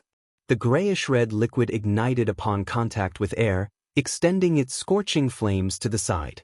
The flames stacked upon each other as the fire extended. Instantly, they engulfed the room in a scarlet ocean of fire. Amidst crackling sounds, the withered grass and flowers were ignited one after another as they rapidly spread the flames to their own kind. In just a few seconds, the sealed environment was on the brink of destruction. As for the grass and flowers on Windsor's body, they were also turning aflame. At this moment, Russ Bathory had a gaping hole dug through his chest, making him lose a great portion of his combat strength. He was relying on the Sanguine's extraordinary recovery ability to barely hold up. Seeing his enemy as a flaming torch, Emlyn acutely noticed that her aura was weakening. He didn't hesitate to lunge forward, circle around Windsor, and deliver several clawing swipes. Beneath his feet, wisps of black gas rose and swirled around the primordial moon believer like chains that bound her vitality. Bang, bang, bang, bang, bang, bang. Intense and short bursts sounded as the two figures suddenly closed the distance. All movement within the scene had vanished in the end as Emlyn grabbed Windsor's throat with his left hand, raising her up. After hesitating for a second, he saw her hideous appearance and snapped her neck. A thin, miniature wooden puppet embedded with withered grass and dried flowers fell from Windsor's body as the flames in the apartment gradually died out. Emlyn yanked Windsor's mutated head, turned around, and faced the heaving Russ Bathory. He then pressed his free right hand to his chest, and he bowed with a smile. "Thank you for your help." Seeing Russ Bathory instantly turn furious and helpless, Emlyn added in great delight, "Remember to hand over the puppet and the Beyonder characteristic to Lord Nibs. They might be problematic." After saying that, black gases coagulated behind him, turning into 2 illusory bat wings. With a whoosh, Emlyn flapped these wings as he turned to fly out the window and land in the dark, nearby alley. When he landed, he quickly converged the black gases and turned to look around. Seeing that Russ Bathory hadn't followed him, Emlyn heaved a sigh of relief as he pressed his fist to his mouth. As he coughed, he mumbled, "I hate fire. I hate smoke." He was just about to leave Eastborough when he felt a chill run down his back. Emlyn's mind instantly tensed up as he held onto Windsor's mutated head, slowly turned around, and looked at the shadows in the corner. He first saw a very tiny figure before identifying it. The body was thin and long, akin to a wooden pole. Its eyes and mouth were curved like a crescent, and its surface was embedded with plenty of withered grass and dried flowers. It was none other than the moon puppet from before. "It's targeting me. What the hell is this? I'm still very far from where Lord Nibs stays. It's really dangerous outside." Thoughts surfaced in Emlyn's mind as he felt his spine turn cold and his muscles turn tense. As these thoughts flashed through his mind, he suddenly had an idea. He stared at the moon puppet, and he murmured in ancient Hermes, "The fool that doesn't belong to this era. The mysterious ruler above the gray fog. The king of yellow and black who wields good luck. Can't a man have some sleep in the middle of the night?" Klein sat up as he rubbed his temples in fury. He quickly left his bed, took 4 steps counterclockwise, and he entered the space above the gray fog. He then took his seat that belonged to the fool. "It's that fellow, Emlyn White?" Klein gave a glance as he curiously emanated his spirituality, touching the crimson star that represented the moon. He then saw a stiffened Emlyn, and he saw the thin, strange puppet looking straight at him. The puppet was cloaked in a rich but illusory crimson moonlight. They were undulating like a tidal wave, making a connection with something high in the sky. At this moment, the crimson moonlight was spreading silently, enveloping Emlyn White within. "There's a problem. There's something wrong with this puppet." Klein, who could see more with the gray fog's aid, didn't hesitate to summon the sea god scepter from the junk pile into his hand. The blue gems on the end of the bone scepter lit up one after another, emitting a blinding luster. After chanting Mr. Fool's honorific name and seeking his assistance, Emlyn felt his already cold blood turn colder. It felt like it would slowly freeze into ice. This made his body rapidly turn stiff as he watched the moon puppet stumble and swagger towards him. At this moment, a silver bolt streaked down into the alley, causing all the gloom and darkness to scatter. The lightning bolts sizzled into a ball of lightning and landed on the moon puppet, drowning it in a swath of silver.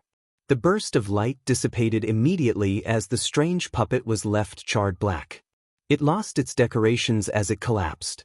As for Emlyn, his blood no longer froze as it resumed its flow. With him quickly recovering from the stiffness, he knew that Mr. Fool was watching. He hurriedly asked softly, "Do you need know, what can I sacrifice to you?" He always believed that Mr. Fool adhered to the principle of equivalent exchange. Therefore, he believed that he needed to pay a corresponding price for requesting his assistance. After a brief silence, he saw the boundless gray fog and the faint figure behind it. He then heard a lofty and magnificent voice, "That puppet." "All right." Emlyn took 2 steps forward, bent down to pick up the puppet and cleared up the scene before quickly leaving Eastborough. As for Klein, he cautiously used a paper angel to disrupt any divination before returning to the real world. Just as he was planning to head back to bed, he suddenly discovered the moonlight brighten outside as it seemed stained with blood. Klein walked to the window in puzzlement. When he looked out, he saw that the crescent had turned full at some point in time. It was scarlet red like blood. Another blood moon. Blood moon? Alger Wilson looked up at the sky as he steadily walked into the lightning cathedral ahead of him. This was the place he would be giving his report tomorrow. And in the middle of the island, at the peak of the towering mountain, there was another cathedral named the Chasm of Storm. It was the headquarters of the Church of Storm's headquarters, the holiest of holy temples. Chapter 748. A duet inside the lightning cathedral. The high and spacious dome arched continuously. There wasn't any blank space, with gold and blue as the main colors. It made anyone who walked beneath it subconsciously feel that the place was sacred and solemn, thus making them bow their heads. Alger Wilson often made contact with a secret existence, and he often gathered in the palace of a deity's residence. As a result, he no longer had a longing for this. He wasn't as respectful as before, but he still had to put on an act. Like the other sailors around him, he kept his head down as he lightened his footsteps without even daring to breathe clearly.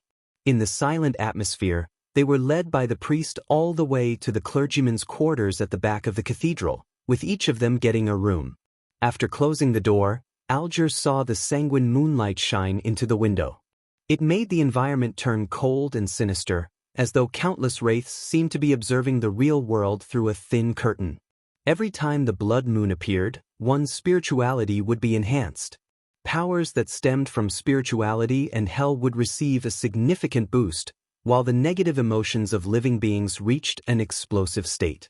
The higher the sequence, the more obvious it would be. Faintly, Alger heard sobbing, low shouts, and whispering. This was completely different from the solemnity he previously felt in the lightning cathedral.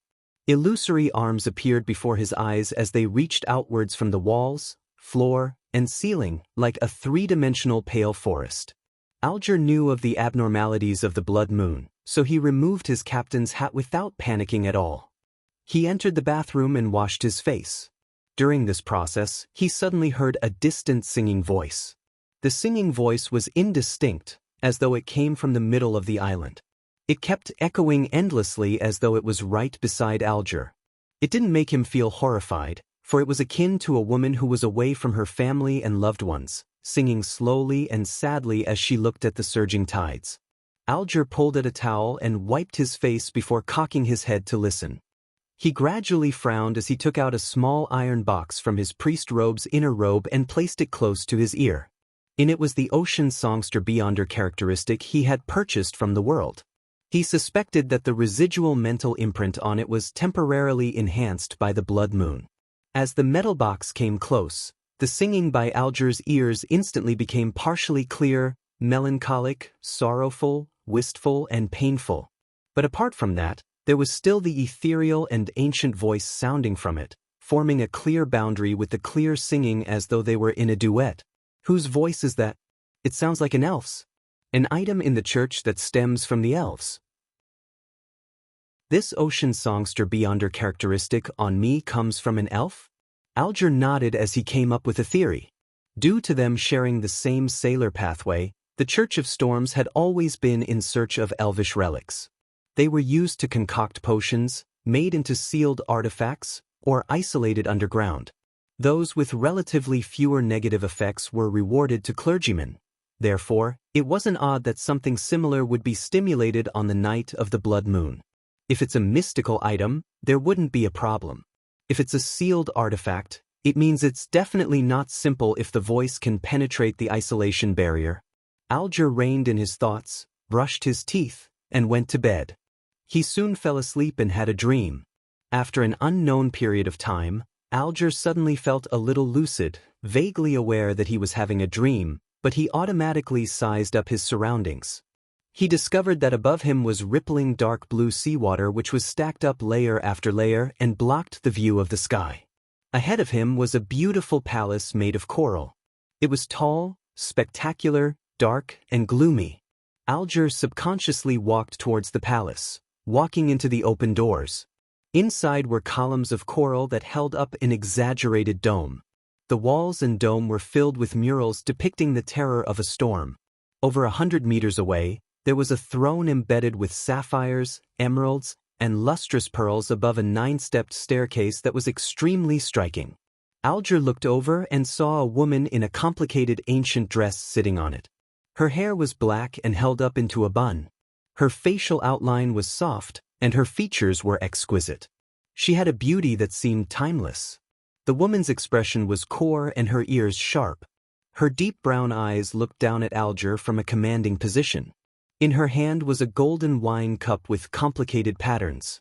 Alger was just about to say something when her eyes emitted silver light resembling the bright flash of lightning, tearing through the dream. Phew. Alger sat up and subconsciously gasped for breath. He found the dream both blurry and clear at the same time.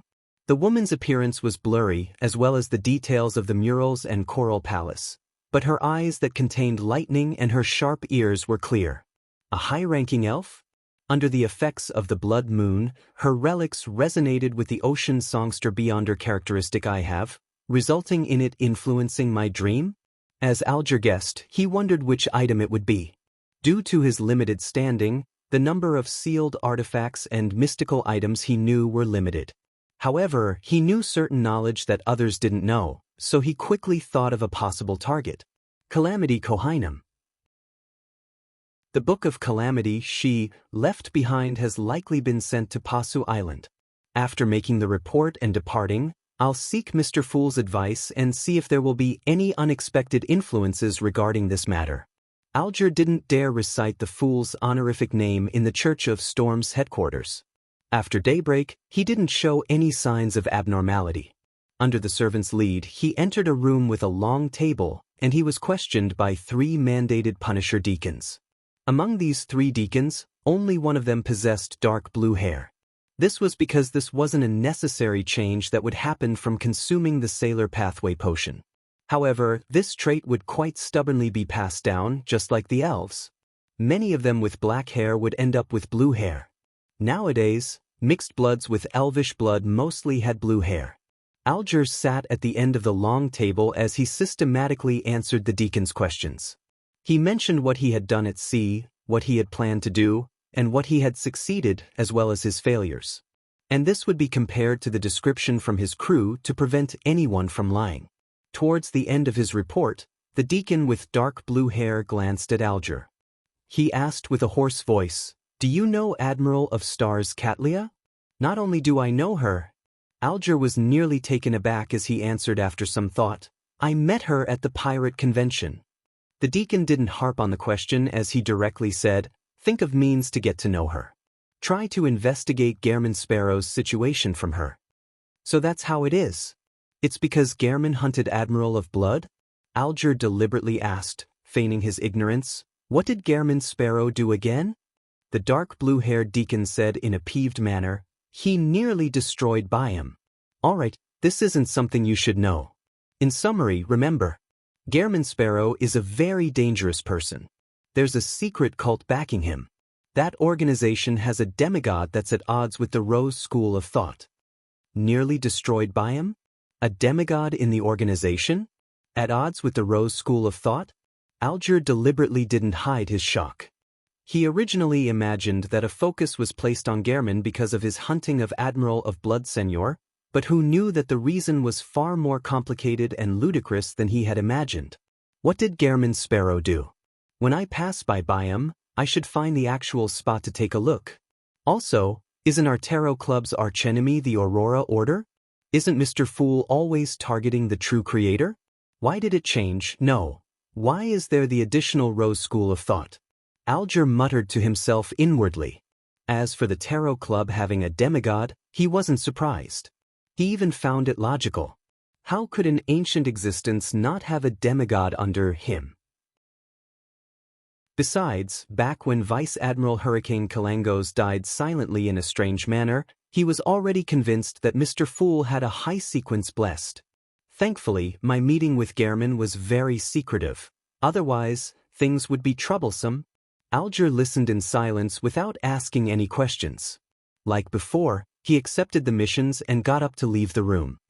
Backlund's North Borough, outside 160 Backlund Street. Servants stood in 2 rows to welcome their master's arrival. With white hair at his temples and deep blue eyes, Dwayne Dantes wore a tailcoat and a top hat with an inlaid gold cane. Together with butler Walter and valet Richardson, he walked in between his servants and arrived at the entrance of the three-story building. Waiting there was housekeeper Taneja, who he had long selected. She was in her early 40s, and her hair was tied neatly. She had ordinary looks but wore an experienced demeanor. She wore gold-rimmed glasses and a black and white dress which was different from the other maidservants. From the information received and the interview, Klein knew that this lady was born in East Borough. She was a believer of the Evernight goddess, and she had chosen to be trained by a charitable organization by the church at the age of 15, making her become a qualified maidservant. After more than 10 years of hard work, as well as the free lessons from the night schools, she was promoted from the lowest-ranking maidservant in a tycoon's household to a lady's maid. She later followed the tycoon's daughter when she got married, and she became a housekeeper until the family met with a financial crisis, forcing her to leave. She was extremely experienced when it came to managing a household. After this lady signed the contract, she received £1,000 from Dwayne Dantes as petty cash for the month before entering an argument with butler Walter on whether they should purchase or rent a carriage. From her point of view, since Mr. Dantes's goal was to enter high society and move into West Borough, or even Empress Borough, a carriage needed to be custom-made to not appear inadequate. Before that, they could rent a high-end carriage for a year and wait until there was hope of him becoming a noble before they had one custom-made. It was a more reasonable choice that didn't waste money or appear inadequate. She convinced Walter and of course Klein. This was because renting a high-end carriage with the horse costs only £88, and a two-wheeled carriage costs only £42. Of course, someone who controls the household's expenditures needs to be someone who's good at accounting. Klein felt poignant as he smiled at Taneja before stepping through the three-story house's door. This was the stage for which the tycoon, Dwayne Dantes, would be acting on. Chapter 749. The Moon's Authority. Upon entering the house, the first thing Klein saw was the foyer. It was very spacious here, with several chairs and umbrellas placed there. Furthermore, the furnishing was elegant, and the decorations were befitting of his status. If he hadn't known of the structure ahead of time from his inspection, Klein might have imagined it to be the living room. After passing through a second main door, the sight before his eyes opened up. It was a huge hall that could accommodate dozens of dancing guests. In the middle of the hall was a brightly colored, thick and plush carpet. Surrounding it were spaces covered with bright marble tiles, with a piano, stone sculptures, and other decorations decorating the hall. There were also stone columns that held up the second floor with inlaid ornaments. To the left was a series of floor-to-ceiling windows, and beyond them was a lush, green lawn and blooming garden. To the right were walls, wooden doors, and a corridor that led to the lounges, storerooms, washrooms, kitchen, and butler's room, etc. The hall was 2 stories high, and there was a crystal chandelier hanging down from the ceiling. It instantly made one imagine what it would look like when night fell. Ahead of him were 2 staircases that led to the second floor. The winding corridor here was square in shape, and the emptied-out section in the middle happened to be where the carpeted hall was. All Klein needed to do was hold a cup of wine and stand behind the railings of the second floor, and he could leisurely take in the sights of a ball below. There were many rooms on the second floor. There was a living room, an activity room, a dining room, washrooms, a billiard room, and many bedrooms. If any guests needed to stay for the night, they would stay there. Similarly, on the second floor, there were 2 staircases that led to the third floor. That was where Dwayne Dantes stayed. There was an exaggerated master bedroom, with a bar counter-equipped open room that allowed one to sunbathe and enjoy the scenery. There was a study which could be deemed as a miniature library, as well as 2 changing rooms and small bedrooms for the valet and the maid on night duty. There were also rooms meant for the household members and bathrooms, but Klein was currently a single man. As for the other servants, they lived in a terrace house behind the main mansion. In another direction was the stable. The mansion's underground area was equally spacious with a huge storeroom and wine cellar. Taking off his coat, Klein stood on the balcony in the half-open room on the 3rd floor with his back straight. He took in the sights of the surrounding streets and couldn't help but sigh inwardly. There really is a reason why it's so expensive. The rent of £315 really can't be considered a waste. He had already paid a year's rent yesterday afternoon, and he could only force himself to enjoy this place that he rented. Meanwhile, he had also directly paid Walter a year's salary of £115. As it was very possible that he would flee once he obtained the Antigonus family's notebook, he didn't want to affect his butler's livelihood. By the same logic, he had long paid housekeeper Tanaja her annual salary of £42. It allowed this lady to realize how generous Mr. Dwayne Dantes was, as well as how mannered he was. Through the two head servants' negotiations and hard work, they hired all the servants. The annual salary of a male steward was £30. His valet, Richardson, was £35. The two footmen in charge of valeting guests and serving at the dining table each received £30. The two ladies' maids were £18 each. The two chambermaids were £12 each, and the two handymen were £12 each. Apart from them, the cook was £30, the assistant cook was £15, the scullery maid was £13, the parlour maid was £11, the nursery governess was £25, the steward's boy was £10, the two coachmen were £25 each, the two gardeners were £20 each, the two laundresses were £10 each, all for a total of £413. It cost about £8 a week.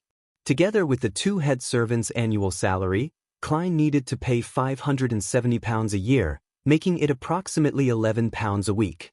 This was still without including the expenditures for food, clothes, and all kinds of daily necessities. I'll pay £10 to £20 a week without any income the moment I open my eyes. Klein did a mental calculation as he forced himself to cast his gaze onto the garden. In the afternoon, he had paid off the rental fee for the two carriages and servants' first week's salary. Together with him giving housekeeper Tanaja £1,000 for the daily expenses, he only had £1,286 and 18 gold coins left. However, he would receive the payments from Miss Justice and Ma'am Hermit within the week. I wonder how long that £1,000 can last Tanaja. Just to store up the required alcoholic beverages for the balls would cost a few £100s. The rich Mr. Dwayne Dantes fell into deep thought and could hardly extricate himself from it. To calm his emotions, he decided to head above the grey fog while the butler and servants were busy with handling the household chores. He wanted to study the strange puppet which Emlyn White and sacrificed. After the blood moon happened, Klein had no choice but to return to the mysterious world and pull furs into it. He resisted the urge to sleep as he listened to her drone on about her daily life in Backland. After everything was over, he was just too tired. He accepted Emlyn's sacrifice, and after confirming that there wasn't anything weird, he returned to the real world and collapsed into bed. After straightening his stylish dark-colored vest, Klein walked to the door and said to the awaiting valet, Richardson, I have a habit of sleeping in the afternoon for 45 minutes. I don't want anyone disturbing me. Yes, sir, Richardson answered humbly. He was an illegitimate son with mixed blood. His father was Loanese, a supervisor at a manor, while his mother was a native from East Balham who was a slave in the same manor. After he was born, he was met with discrimination and bullying. This resulted in a weak and submissive character, and because he was good-looking, he was suitable for valeting guests. He was selected by the manor's master to be a valet before being brought to Backland. After both houses of the Lone Kingdom had abolished slavery, he found himself out of a job. All he could do was seek the help of the City Family Servant Assistants Association. Before Klein, he had served 2 households and committed some mistakes, but he did build up a wealth of experience. He caught butler Walter's notice, and he became Dwayne Dantes's valet. After looking at Richardson, who stood straight and tall, with a height that was almost identical to himself, Klein indiscernibly shook his head and sighed. This guy that can clearly be a celebrity with his looks can only be a servant in this day and age. Furthermore, he's such a tall man, but he appears cowardly and weak. However, this can also be considered an advantage. He's obedient, silent, and submissive. He does whatever his master instructs him to do, and he will absolutely not dare to make his own decisions. If I only have a valet with me requiring him to handle all kinds of matters, Richardson will definitely not be up to mark. However, I still have butler Walter and so many other servants. He can handle the other matters with his experience and capabilities. Without musing further, Klein locked the door and returned to the side of the reclining chair. He took 4 steps counterclockwise and entered above the gray fog. He sat at the seat of the fool, and he beckoned with his hand to make the charred moon puppet fly over and land before him. After scrutinizing it, Klein didn't discover anything odd about it. Hence, he conjured a pen and paper and wrote the divination statement, its origins. Putting down his fountain pen, Klein waited a few seconds before picking up the piece of paper and leaning back against his chair. My spiritual intuition didn't stop me from making the divination statement. It means that the latent danger of the moon puppet isn't as bad as the Rose school of thought beyonder characteristic. Klein mumbled as he skillfully recited the divination statement. In the gray, hazy world, he saw an altar with a circle of fiery torches around it. On the altar, there was what he suspected to be human skin with traces of blood everywhere.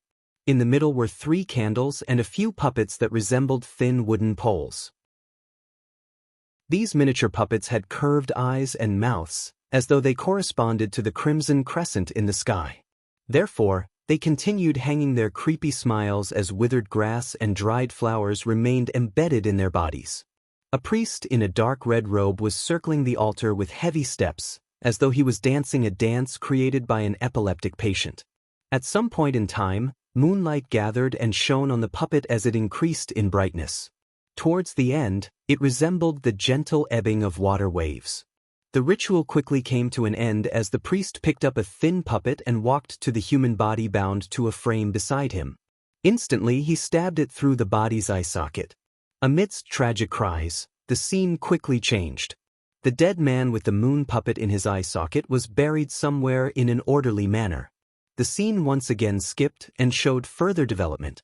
Every full moon or blood moon, the moon's glow would scatter over the grave, seeping into it like water as the surrounding darkness turned gloomy. Klein opened his eyes and adjusted his seating posture. He had a general idea of the moon puppet's origins. It came from a prayer ritual to the primordial moon. It was a ritual lasting for centuries. Over the past few centuries, they had absorbed the powers of the crimson moon, mutating bit by bit until they were exhumed by the colonists. They usually didn't exhibit any oddity, and something only happened when a primordial moon believer activated them with the correct method. As for what would happen, Klein had no idea. In a particular sense, these primitives are equivalent to the primordial moon's chosen ones. Last night, after I smote one to death, that evil god was enraged, thus causing the blood moon? Klein gently tapped the mottled table's edge as he came to a preliminary judgment. The primordial moon's wrath directly changed the moon's phenomena, making it a blood moon.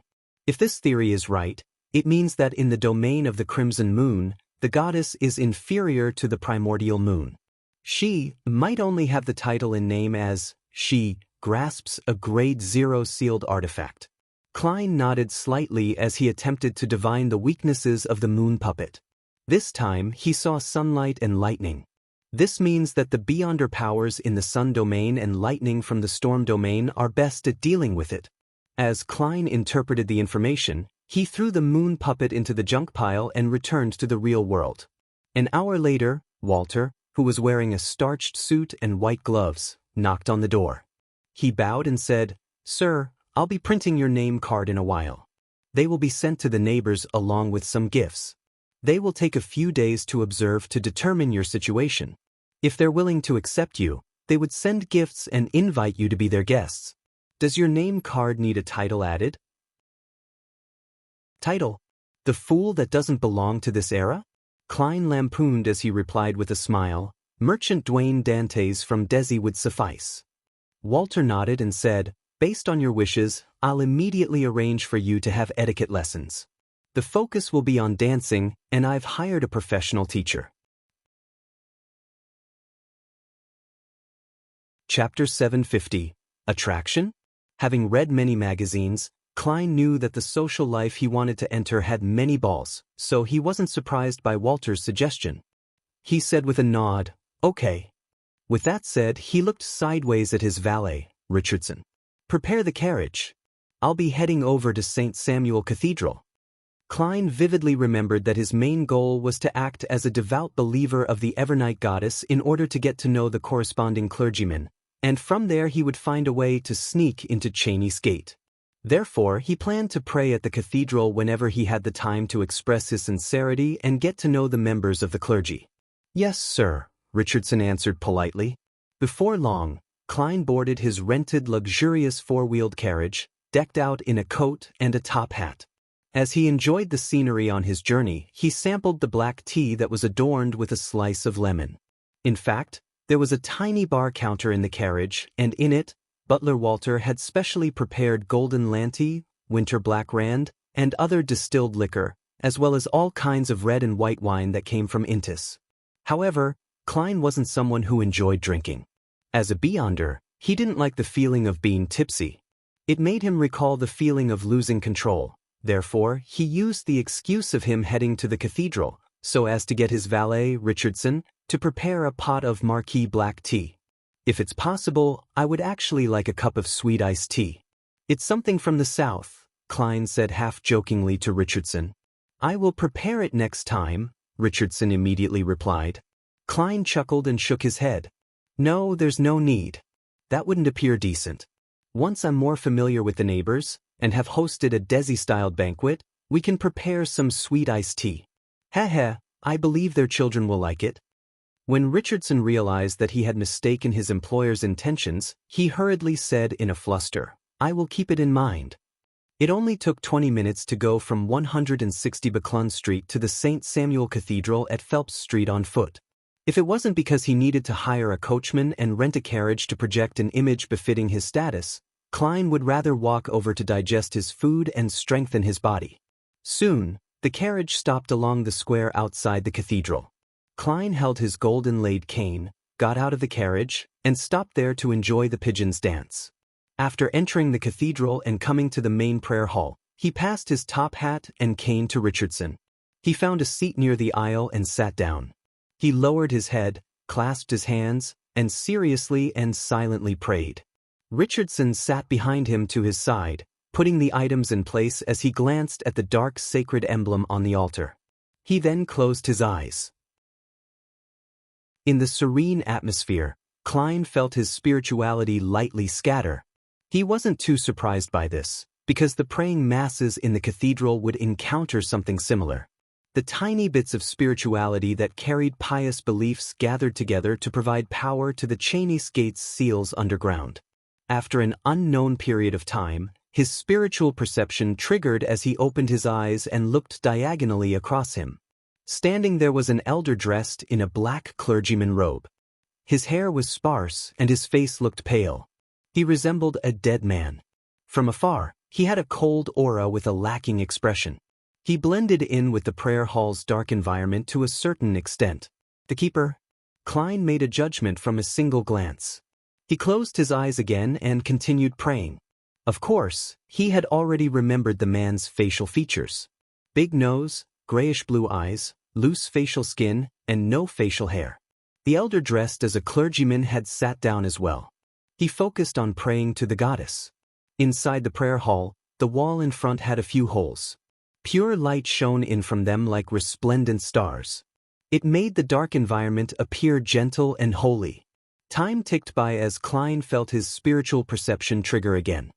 He carefully opened his eyes and saw that the black-robed keeper had left his seat and entered a passageway to the side. That should lead to the back of the cathedral. The keepers stay inside the cathedral? They have no family and don't have their own residences? From their conditions, it's not that surprising either. Furthermore, the keepers of Cheney's Gate are monitored by the bishops, so it's a normal precaution.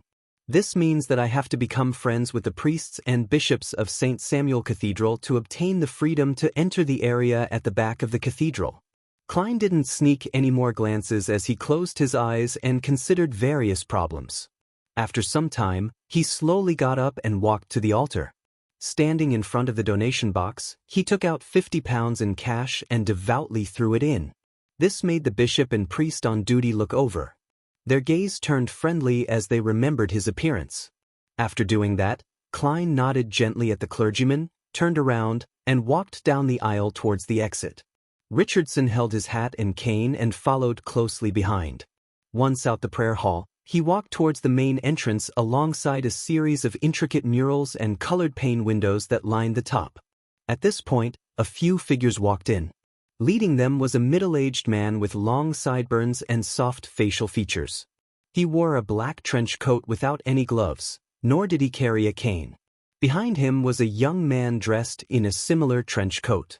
He had black hair and green eyes, and he looked handsome with his randomly styled hair. He looked like he hadn't combed it after waking up in the morning. Klein was especially familiar with his looks and figure. It felt as though they hadn't seen each other for years. Leonard Mitchell. Klein's pupils constricted a little, but he didn't stop at all. He maintained his pace and stride, and he walked towards the few nighthawks in black trench coats. Yes, Klein was certain that they were nighthawks. When they met, he casually swept a gaze at Leonard and company before passing them and walking towards the main entrance. The main entrance was open, and the clouds outside were thin. There was plenty of sunlight and pigeons were flying. Leonard Mitchell glanced at the believers who walked past him out of boredom, and he retracted his gaze. He said with a sigh, "I hope we can stay in Backland for a few days this time to have a good rest." The case this time wasn't only dangerous and thrilling, but it also required us to be tense the entire time. His team of Red Gloves had just cracked a human skin-donning devil case, and they had captured 2 targets. This seemed easy on the surface, but it wasn't simple at all. They went through plenty of setbacks and tribulations before completing the mission with great difficulty. Every member was exhausted both in mind and body. Captain Soist shook his head with a smile. "This is the life of us Red Gloves. You should have known that this would be how it would be back when you chose to join. However, congratulations on advancing to Sol Assure." Leonard Mitchell curled his lips into a smile. "It's slower than I had expected. Also, Captain Soist, you've finally reached Sequence 5. This isn't a problem with the church. If I could have endured it better, I could have become a spirit warlock earlier." Soist wiped his smile away as he walked into the prayer hall's corridor. "Pray to the goddess. It will effectively eliminate your mental stress, allowing you to recover." As he spoke, the team of Red Gloves entered the dark and serene hall as they found a spot to sit down. Leonard was just about to focus on praying when he suddenly heard a slightly aged voice ring in his mind. "That person from just now is problematic." "Who?" Leonard kept his head down as he asked with a suppressed voice. The slightly aged voice replied, "One of the men you met at the entrance. I'm living in your body, and my strength hasn't recovered, so I wasn't able to see too clearly." Leonard recalled and asked softly, "What do you mean by problematic?" "He has an ancient aura." "A beyonder who has lived for a very long period of time?" Leonard mumbled, "I will try to investigate." Simultaneously, he thought, "Old man must be hiding certain things. He seldom volunteers to tell me that someone is problematic, yet be so vague about it. After I find the target and confirm that there's no danger for the time being, I'll leave it. I don't want to be embroiled in the conflict of some undying monsters from the 4th epoch. If that person will really bring about a calamity, I'll directly report it to the Archbishop." In an apartment in Sherwood Borough. "This the money I borrowed from you." Furs handed £220 to Zio. She had already received the £100 from Mr. Moon and the £500 from Ma'am Hermit. Zio Dericha grabbed at her messy blonde, unsmooth hair, looked at the money, and raised her head to look at Furs. She blurted, "You really are involved in illegal gambling? I have to tell you that such gambling must be a scam and a trap. They let you win in order to make you lose more. Even though you're a trick master and have a chance of fooling them, such gambling scams might have other beyonders hiding in it." "Stop, stop, stop."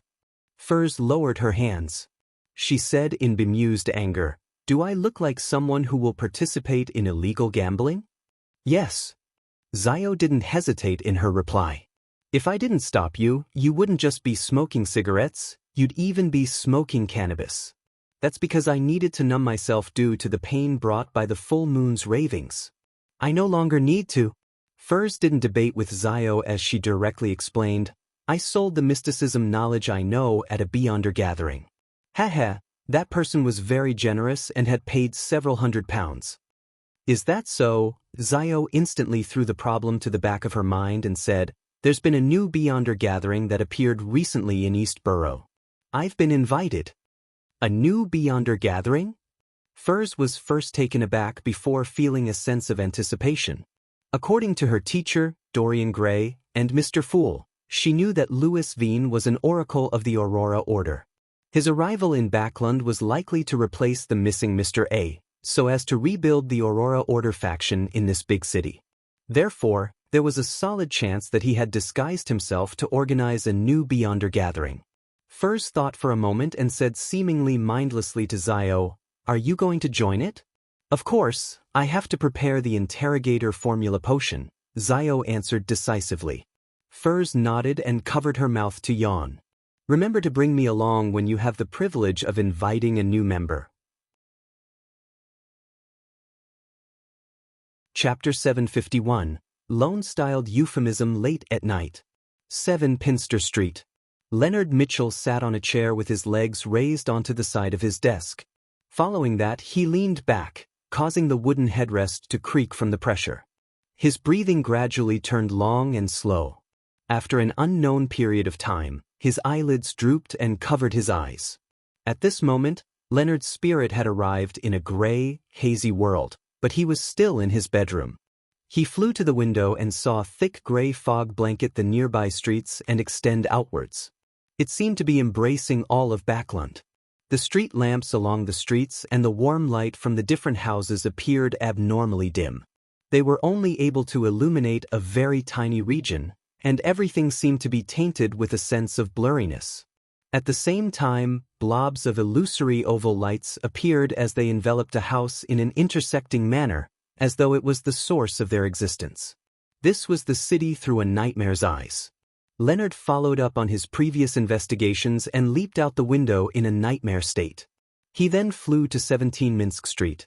He didn't attempt to storm in. He stood at the door in the thick fog as he politely pulled the doorbell. "Cuckoo, cuckoo." Dressed in her nightgown, Stellan Sammer opened the door. She placed her silver-inlaid pleated fan at her chest as she asked in confusion and puzzlement, "Who are you looking for?" She was none other than Klein's landlord back when he was acting as Sherlock Moriarty.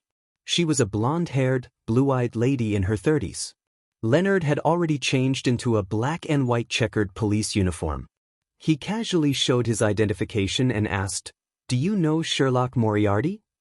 Trapped in the dream, Stellan's reaction was very slow. She asked after a few seconds, "Did something happen to him?" Just as she asked, her impression of Sherlock Moriarty appeared beside her under Leonard's influence. He wore a half-top hat, a double-breasted frock coat, gold-rimmed spectacles on his nose, and a bushy mustache around his mouth. This was identical to the information he previously received about Sherlock Moriarty. Hence, he didn't show any doubts and said, "He's been involved in a case and is undergoing an investigation. I hope you can cooperate with us." "All right."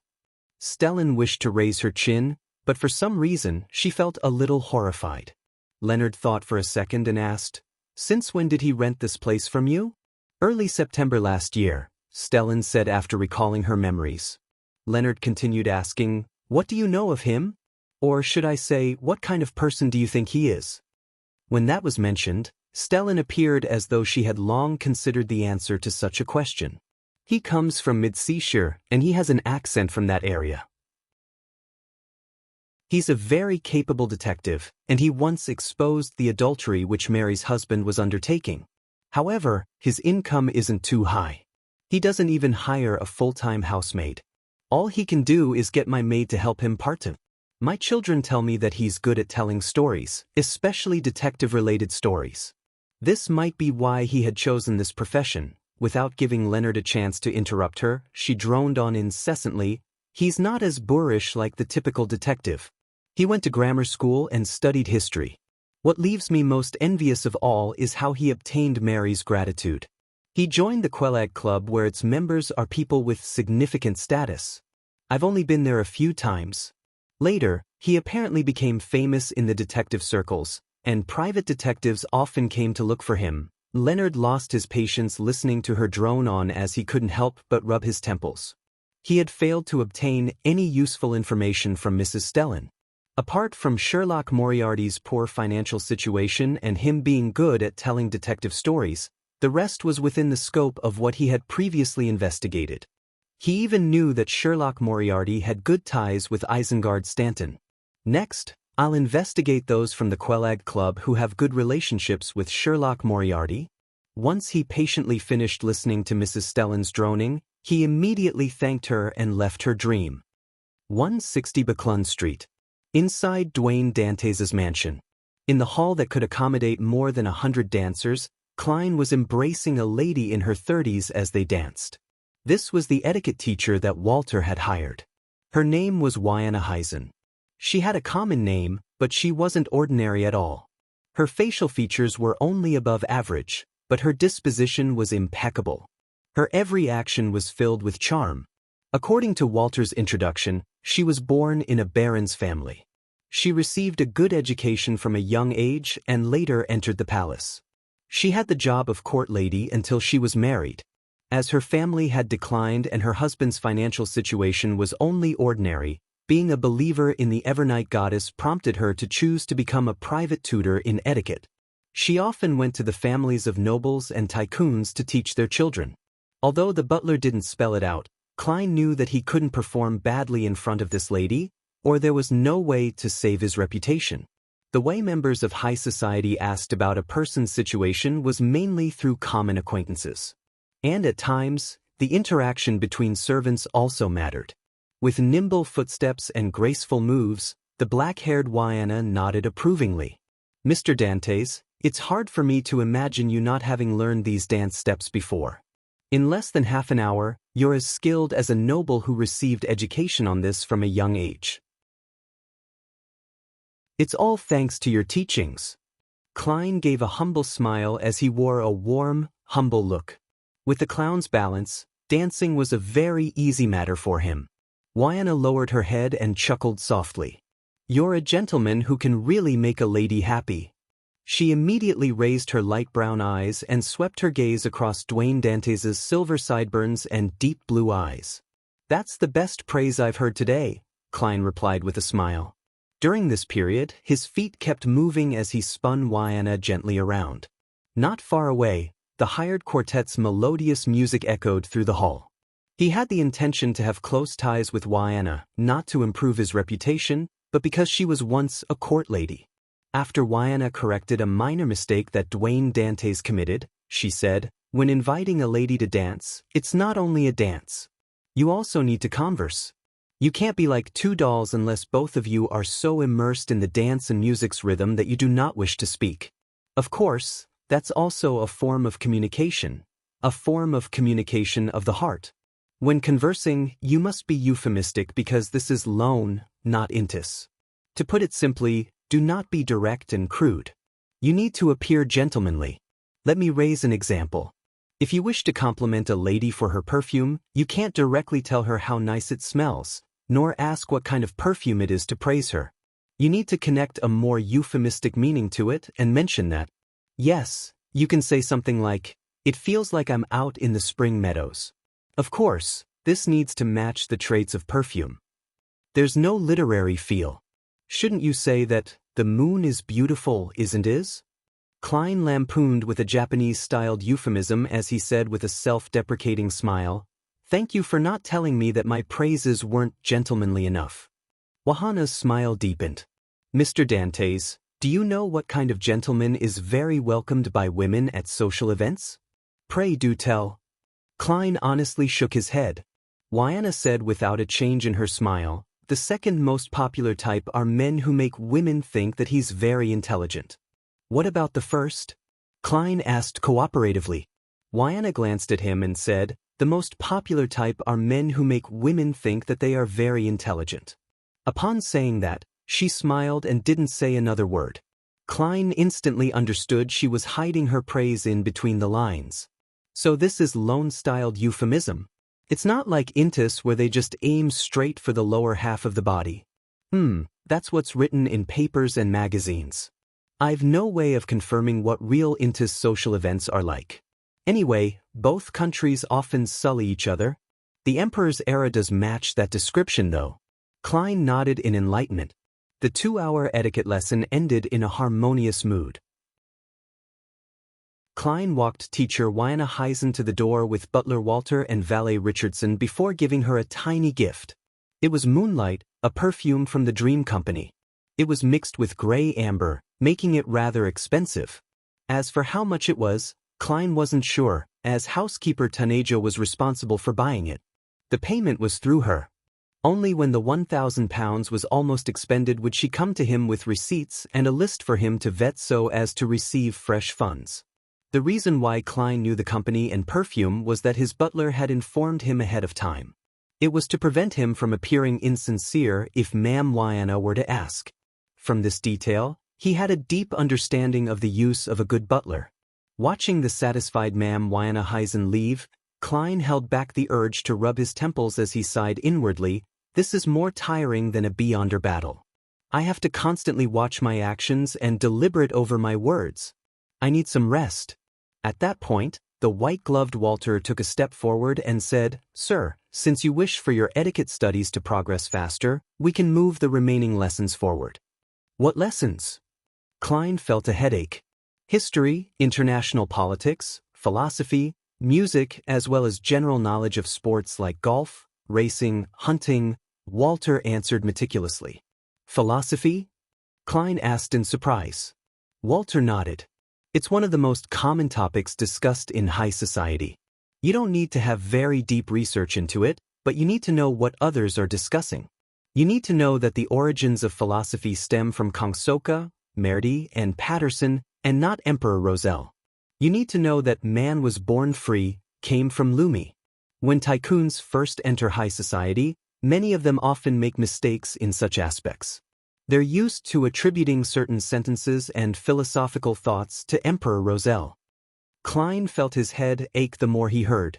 He forcefully smiled and said, "I haven't got any matters to do recently, apart from my afternoon naps and heading to the cathedral. You can arrange the lessons to be at any time." In a dark room, a letter floated up and opened by itself before shaking the piece of paper. In her tiny bonnet, Sharon's figure was outlined. She grasped the letter and seriously read through it. She then wrote a reply and set up a ritual to summon Sherlock Moriarty's messenger. During this process, she didn't forget to prepare a gold coin. Soon, Sharon finished the incantation as she watched the candle flame burgeon and be tainted with a gloomy green color. Rionette Tynker, with the 4 blonde, red-eyed heads in hand, appeared out of the candlelight and appeared before Sharon. Sharon's eyes constricted as her doll-like face suddenly showed immense emotional fluctuations. She blurted out, "Teacher, haven't you already?" Chapter 752, Warning 160 Buckland Street. In the sunny study, the bookshelves were orderly arranged with a huge collection. At a glance, one appeared as though they had stepped into a private library. Klein sat on a high-back chair as he read the newspapers. He discovered that be it the Tussock Times or the Backland Daily Tribune, there was an additional advertisement in a striking spot. It advertised selling 10% of the Backland Bike Company shares. "Mr. Stanton is rather efficient. It's only been a few days, and he has completed the financial checks and evaluation." Klein silently reflected on the matter when his spiritual perception was triggered. He quickly activated his spirit vision and saw Rionette Tynker walk out of the void. She still held the 4 blonde, red-eyed heads in her hand, with one of them having a letter in its mouth. "It's likely a reply from Miss Sharon." As Klein had these thoughts, he reached out to receive it and nodded. "Thank you." As he spoke, he subconsciously glanced at the door because standing outside was his valet, Richardson. After tearing open the envelope and unfolding the letter, Klein quickly scanned it, confirming that it was written by Sharon. She indicated that she had no intention of buying biological poison bottle, and she might only consider it after a period of time if it was still available. She's in a tight financial situation? Or is she saving money to do something important? Klein casually thought and instinctively felt that it was the latter. This was because it was impossible for the demigod named Zatwin to keep staying in Backland. For now, Sharon and Marek had escaped the pursuit of the Rose School of Thought, and with their beyonder powers and unique traits about their sequences, it wasn't difficult for them to amass money in a relaxed environment. Furthermore, they seemed to be in charge of the illegal arms dealing in the Bravehearts bar, and they were the backers behind Ian. Just this alone would make them plenty of money. As he thought about it, Klein looked up and saw Miss Messenger's 8 red eyes looking at him intently. He jumped in fright, imagining that she was urging him to pay the debt he owed her. He cleared his throat and said, "There's no need to reply. I'll be paying the first installment within the week." Rionette Tinker's 4 heads spoke one after another. "There's no rush, there's no interest. Miss Messenger is quite nice after all." As Klein sighed, Rionette Tinker vanished from her spot, returning back into the depths of the spirit world. After burning the letter and resting for half an hour, he walked to the door to inform Richardson to prepare the carriage. He planned on heading to the cathedral before his philosophy class in the afternoon. The journey there was smooth sailing, and Klein arrived at the square outside St. Samuel Cathedral after a few sips of tea. After gaining the serenity from taking in the sights of the pigeons, he strode towards the cathedral's main door, entered the prayer hall, and randomly found a pew to sit at. Like before, Richardson sat diagonally behind him with his master's hat and cane. As he emptied his mind during his prayers, Klein's spiritual perception was triggered once again. He instinctively opened his eyes and looked left. He saw the black-haired, green-eyed Leonard Mitchell. This nighthawk wasn't wearing a trench coat. He looked casual with his white shirt tucked out while matching them with straight trousers and a black vest. Seeing the middle-aged man with gray streaks at his sideburns look at him, he smiled with a nod, retracted his gaze, and closed his eyes in a bid to pretend to pray. He wasn't worried that the man would discover that he was watching him, because he had only done a cursory sweep without any additional actions. Many believers present had similar actions as well. It was inevitable for a good-looking, dignified gentleman to attract some attention when he entered. Leonard Mitchell was someone who often attracted such attention, so he knew this very well. At this moment, the slightly aged voice sounded in his mind. "It's him. Heh, he didn't make my hard work of running over to the cathedral yesterday and today be in vain." Leonard thought smugly as his expression remained stoic. Klein was also pretending to pray as puzzlement surfaced in his thinking mind. When did this fellow, Leonard, become so pious? Although he's definitely more pious than me, he's not the kind of person who would come to the cathedral every day. He would come once or twice a week at best. What's his goal for coming? He seemed to be observing me just now. Upon having this thought, Klein suddenly realized something. The grandpa in him is the angel of the Zoroast family, which makes him an angel of the Marauder pathway. Blasphemer Amon is a king of angels of this pathway. He could discover the gray fog and even try to infiltrate it. So, it's very possible that the grandpa in Leonard can also sense the gray fog or the traces of its powers on me. Upon making this judgment, Klein immediately felt his heart in his throat. He felt like dangerous traps were surrounding him. He maintained his praying posture, and the eyes under his eyelids remained motionless. His entire person was calm and reserved, completely identical to the cathedral's atmosphere. After an unknown period of time, he slowly got up and walked to the altar. He came before the donation box and threw in a total of £50 in cash. Following that, he did the same as before, smiling at the bishop and priest on duty while nodding. He received a rather friendly response. The moment he walked out of St. Samuel Cathedral, Klein received his hat from Richardson, and he fed the pigeons on the square for about 10 minutes. And behind him, the believers who had finished their prayers walked out, including Leonard Mitchell. Without looking at the entrance, Klein leisurely clapped his hands, took his gold-inlaid cane, and walked to the nearby four-wheeled carriage. Leonard was similarly feeding the pigeons on the square, but he didn't have any intention of following when he saw his target leave on the carriage. Since the person had an ancient aura and that the parasite in him placed such importance on him, he obviously didn't dare to be careless.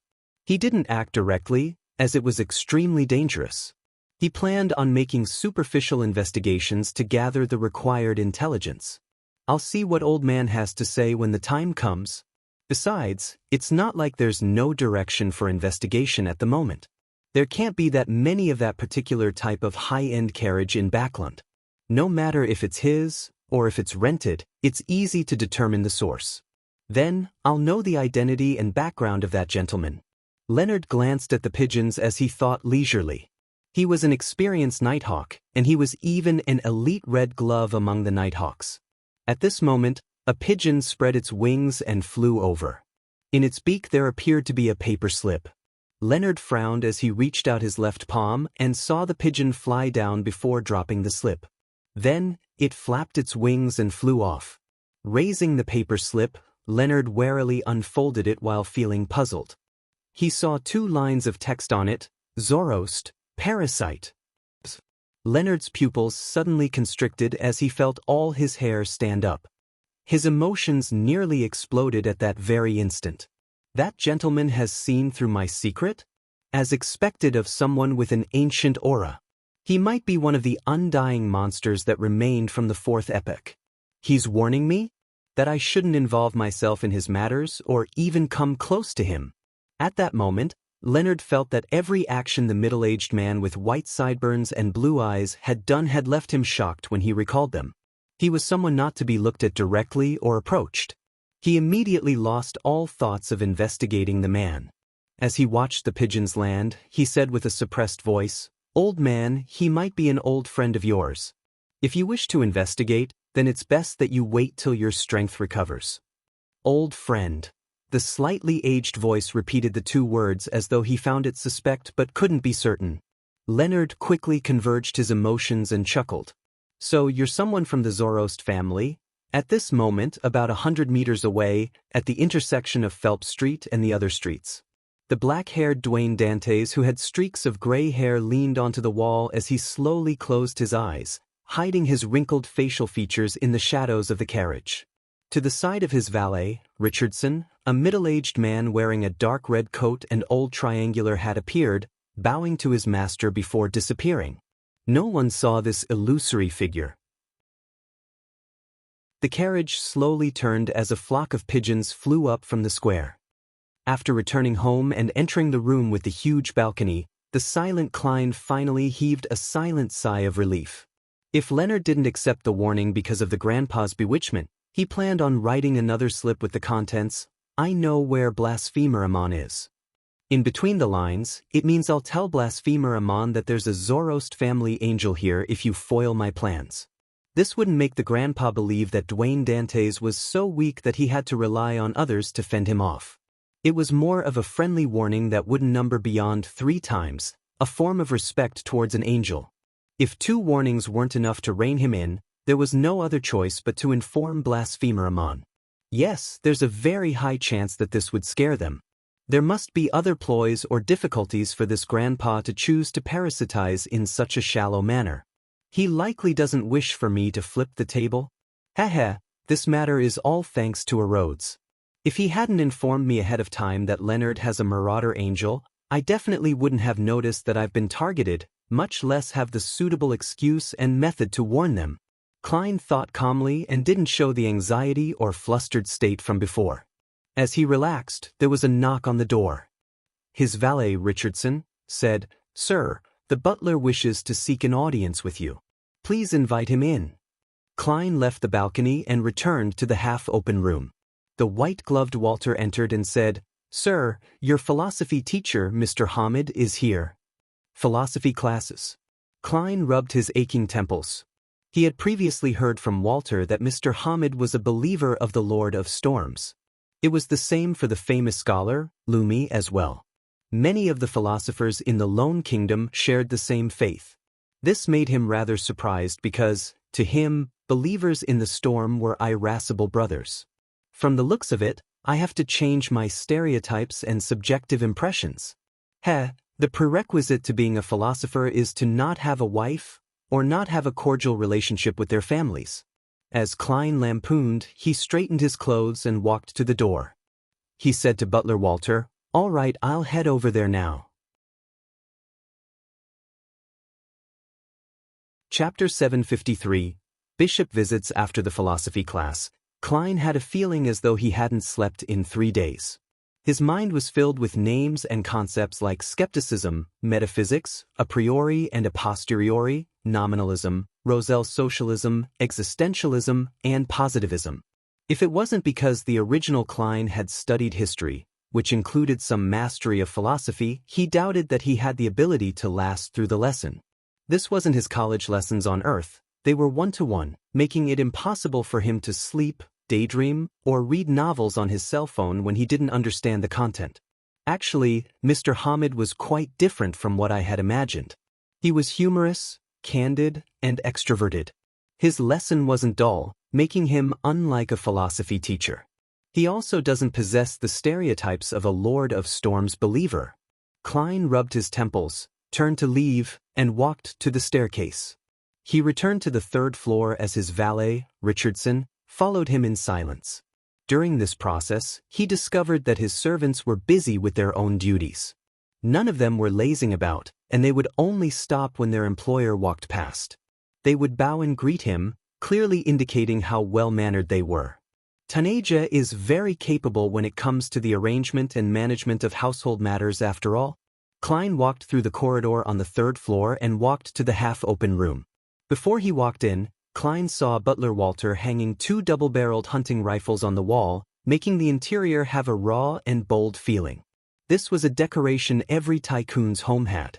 It's very easy to get approved for a hunting license.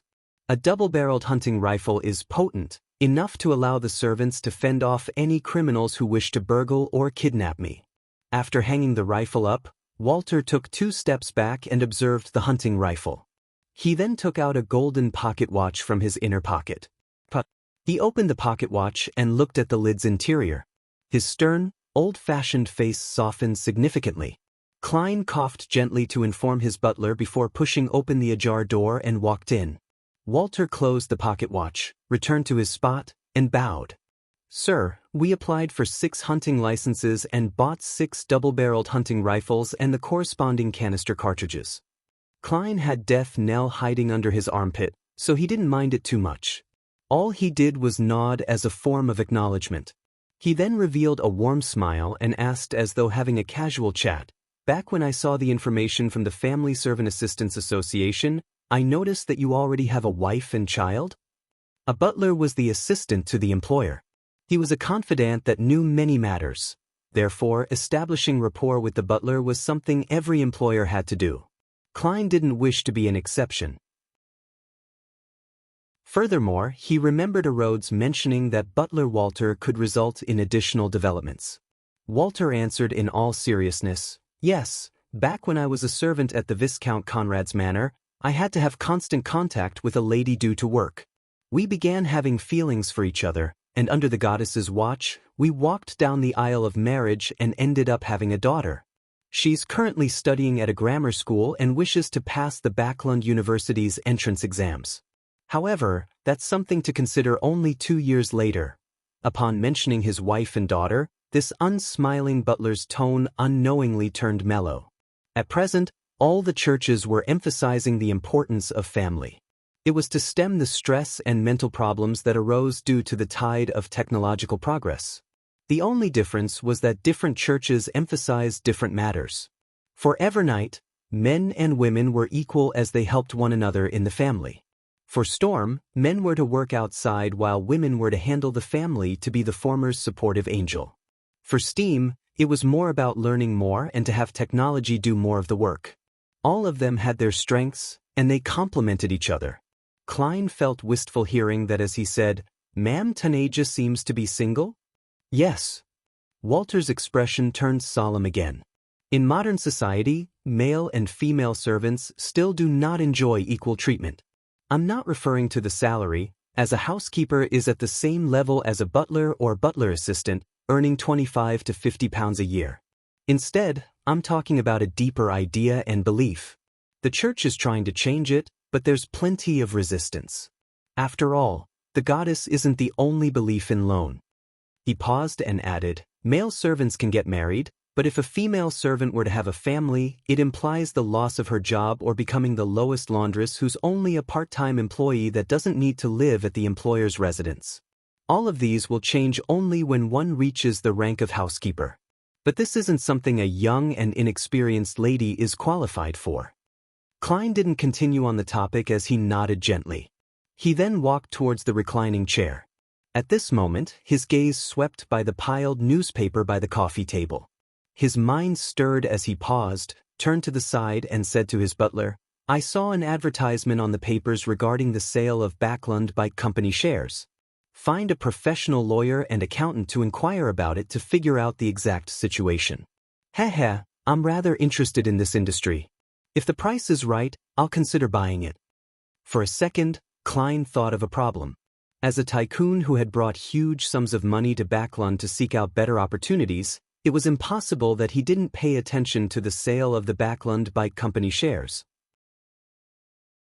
Since he didn't know the prospects of this industry, he needed to hire people to gain a better understanding of it, otherwise, it wouldn't fit his persona.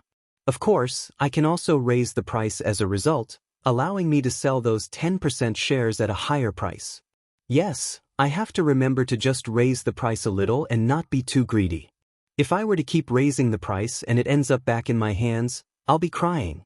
It would throw all my liquidity into it, and I won't be able to maintain my daily expenses. As Klein fantasized, he warned himself. Yes, sir. Walter didn't ask further as he directly agreed. At 4:35 p.m. Richardson knocked on the door and entered. He said to Dwayne Dantes, who was reading leisurely, "Sir, Mr. Maury Macht and his wife, Ma'am Rihanna, as well as St. Samuel Cathedral's Bishop Electra, is here to pay you a visit." Maury Macht? That House of Commons member of Parliament? Also, why would St. Samuel Cathedral's bishop be here as well? Klein thought and asked with a smile, "Is there such a protocol?" He had only attended 2 etiquette lessons and knew that at his stage, visits wouldn't be that direct. People would first send their butlers or servants to hand over an invitation or schedule a visit. Richardson habitually lowered his head and said, "Yes. It's because Mr. Butler informed the neighbors that you would be home in the afternoon for the next week when he was delivering your name cards and gifts. Under such a situation, neighbors who received your name card and have heard about you will observe the corresponding details. Not only can they send their servants to invite you over, but they can also pass by on the excuse of being out on an afternoon stroll from 4 to 5 to make a semi-formal visit. Oh, the ladies will wear strolling attire, otherwise, it wouldn't be decent enough. And you can also invite them to have afternoon tea with you." Klein walked to the door and allowed Richardson to retrieve his coat to help him wear it. He then asked, "Then why would Bishop Electra be here as well?" This was what he really cared about most. The first question was to lead up to it.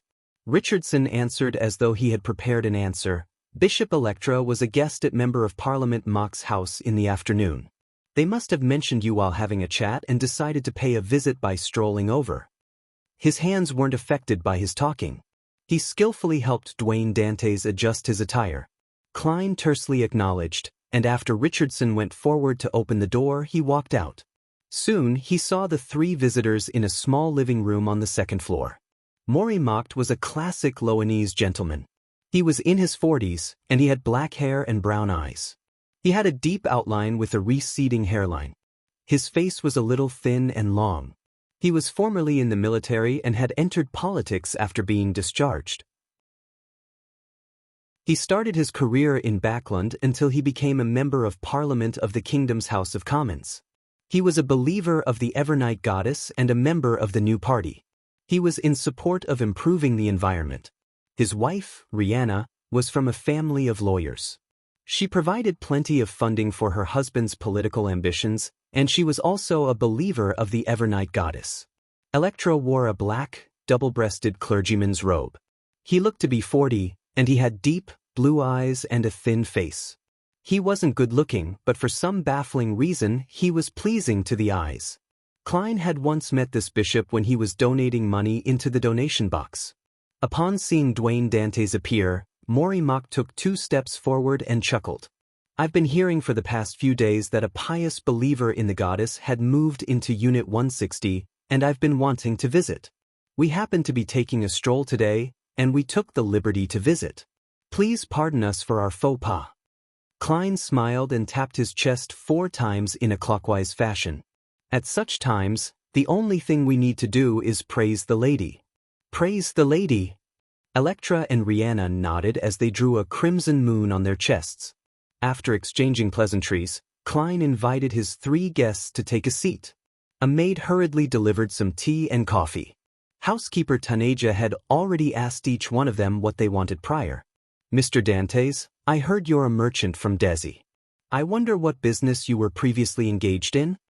Morimaked asked casually before joking. Your last name just makes me think of many things. He was referring to the protagonist's name of a particular best-selling novel written by Emperor Roselle. Klein smiled and humorously asked in return, what kind of business does digging up treasure count as? This was also related to the content of said best-selling novel. Without waiting for the Member of Parliament to answer him, he said the answer he had long fabricated, I once had my own mine, but as you know, it will one day be mined out. Mining cities would also end up waning as a result. He was hinting that he was born in one of the resource-rich cities in Desi County. Their gangs were rampant, and there were many secret tycoons. If ordinary people were to attempt to investigate Dwayne Dantes' situation, it would take them at least half a year.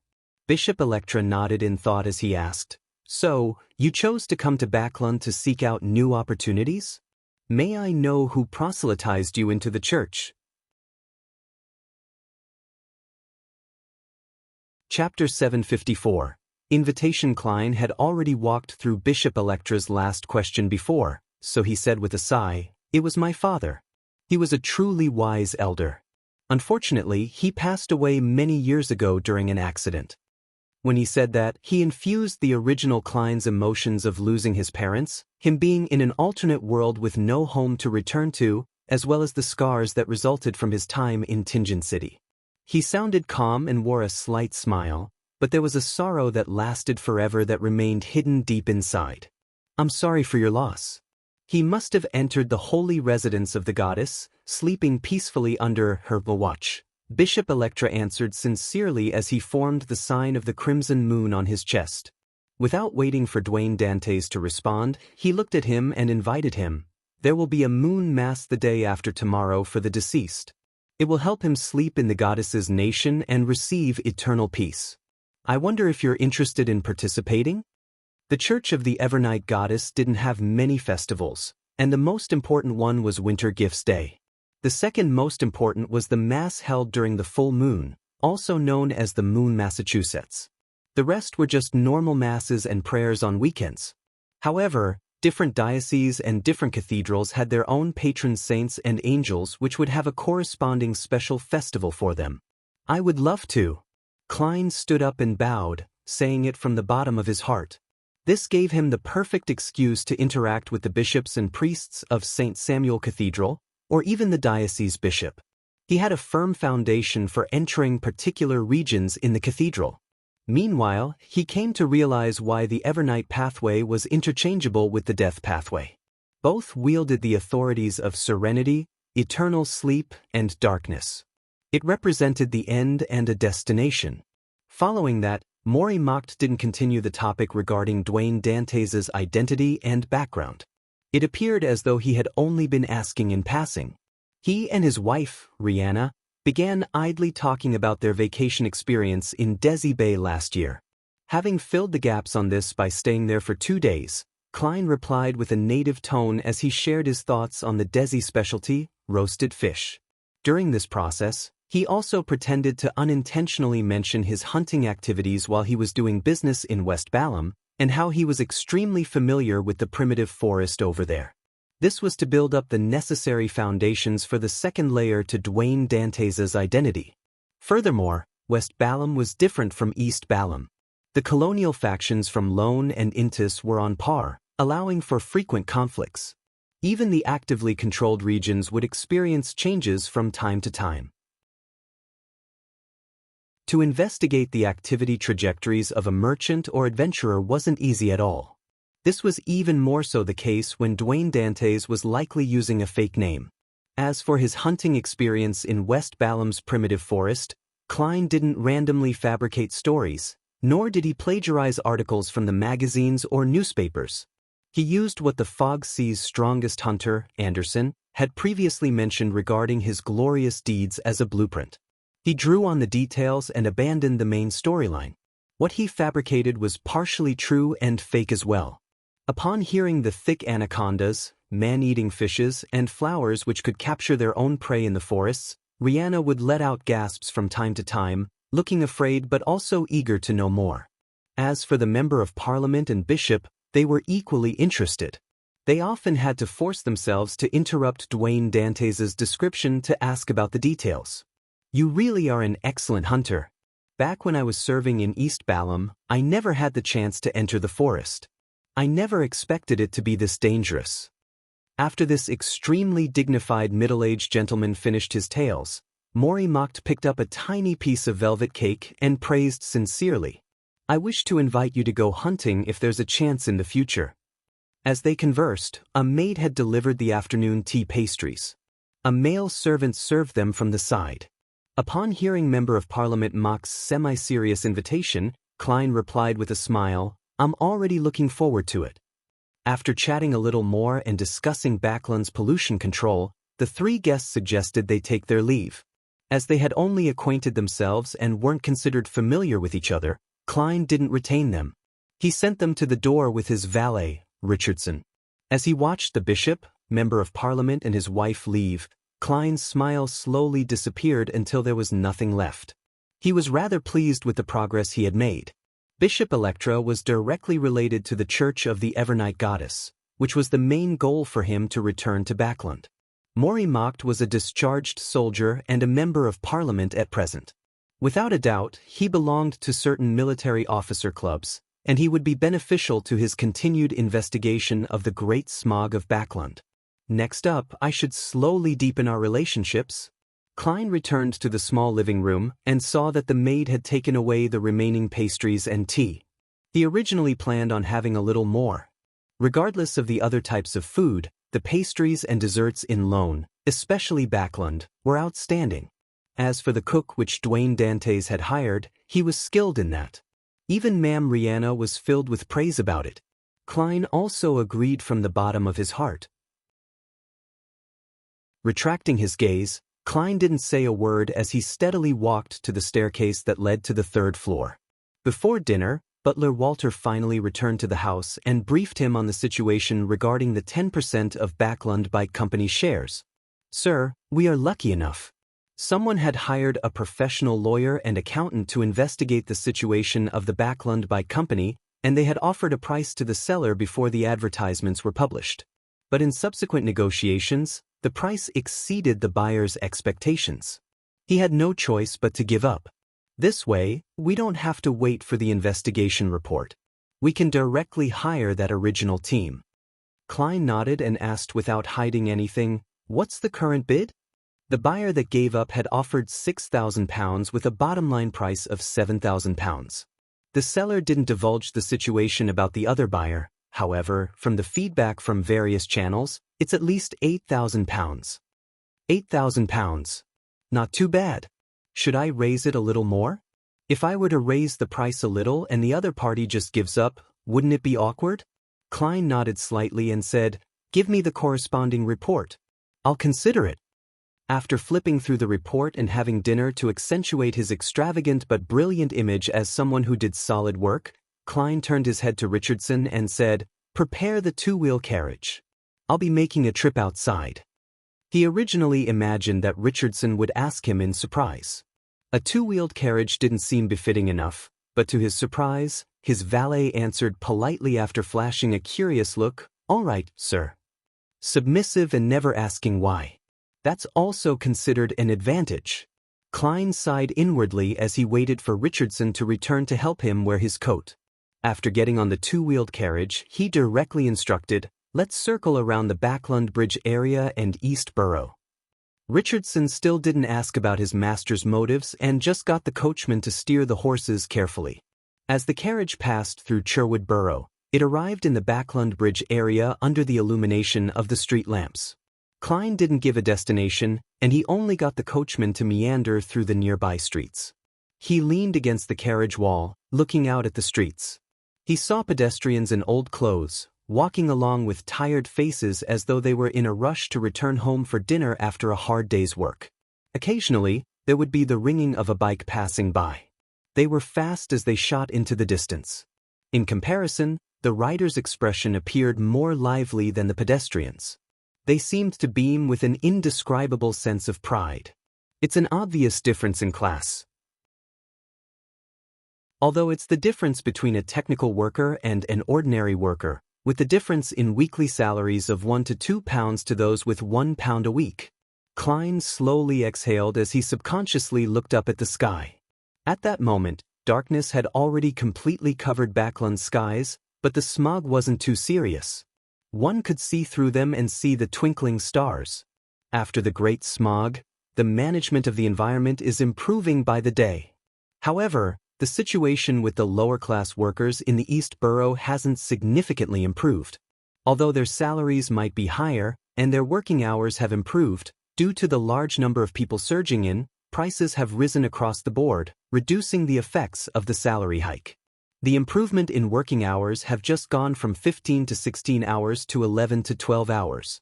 They're just fixing the problems with the greatest problems. As for the other problems that didn't rear their ugly heads, they're neglected. Yes, the kingdom is still undergoing reforms. Many things haven't been straightened out. Klein watched as his thoughts drifted until the carriage left Cherwood Borough. On the future, Admiral of Stars Catlia stood behind the windows in the captain's cabin, watching Frank Lee pushing wooden barrels into the shadows. He was putting unknown things into it before closing the lid. He's recently been researching the growth of plants in dark environments. Why did he suddenly become normal? Catlia frowned with suspicion, often worrying that Frank Lee would create some huge invention. I'll get Nina to ask later. Just as she had this thought, her spiritual perception was triggered. She turned her head to see a letter on her desk. As a faint smile curled on her lips without her realizing it, Catlia walked over, tore open the envelope, and unfolded the letter. She quickly read through it. There are 2 Obninsks that do not belong to the Church of Storms swimming north from Sonia Island towards the Abyss Maelstrom. Find the direct descendant of Abraham family. You did well. Abyss Maelstrom was the name of a dangerous area at sea, and not the Abyss. Abraham family. Catlia thought for a moment, and without any clues, she planned on asking at the next tarot gathering. The next morning, after divining again if he should raise the price again, Klein said to butler Walter, "Hire that team and continue the negotiation. My bottom line is £9,000. All right, sir." Walter then immediately said with an apologetic look, "Something happened at home, and I wish to have half a day off." "No problem. Do you need any help?" Klein asked gently. "Thank you for asking. I can handle it, and it's not too urgent. I will first handle the matters regarding the share negotiation first," Walter said sincerely. Klein didn't ask further as he nodded and permitted him to take time off. After his butler left the room, Klein turned to look at Richardson and asked, "Did Walter meet anyone earlier this morning?"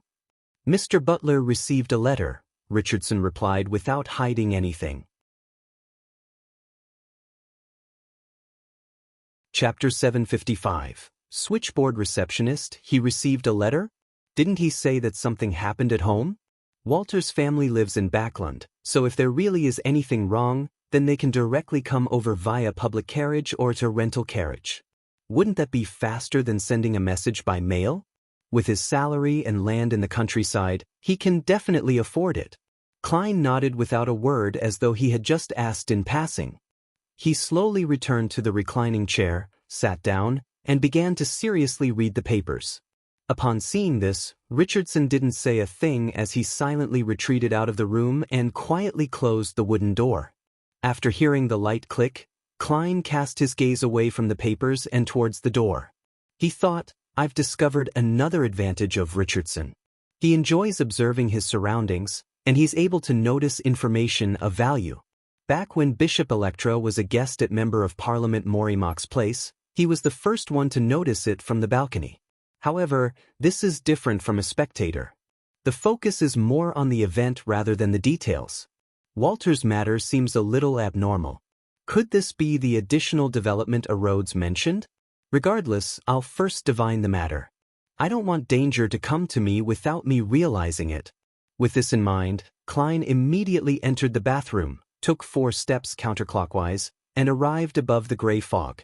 Every time he appeared as the fool, his inner shell beneath the gray fog would wear Klein Moretti's appearance. It wouldn't overlap with Sherlock Moriarty, Gehrman Sparrow, or Dwayne Dantes. Due to the lack of necessary information, he could only divine about any danger that targeted himself. Therefore, he didn't use dream divination. He removed the spirit pendulum around his wrist and wrote the corresponding divination statement. Walter's abnormality will bring me danger. Holding the spirit pendulum in his left hand, Klein closed his eyes and entered cogitation as he muttered the sentence he had just said. After repeating it 7 times, he opened his eyes and saw the topaz spinning counterclockwise at a rather ordinary speed and amplitude. This also meant that Walter's abnormality wouldn't bring him any danger. But this can only mean that I might not encounter any dangerous trouble through this problem. In addition, there's also another possibility. The danger depends on whether I make the appropriate choice. If I were to rashly get myself involved, something that isn't dangerous might become dangerous. Klein interpreted the matter with his rich experience. Just as he put this matter on hold, he suddenly saw the crimson star that represented the Hermit Coruscate as it burgeoned and shrank. Does this mean that the payment for Scales of Luck is here? Klein was delighted as he immediately emanated his spirituality. He was left disappointed because Katlia was only requesting Mr. Fool to pass on a message to the Hanged Man.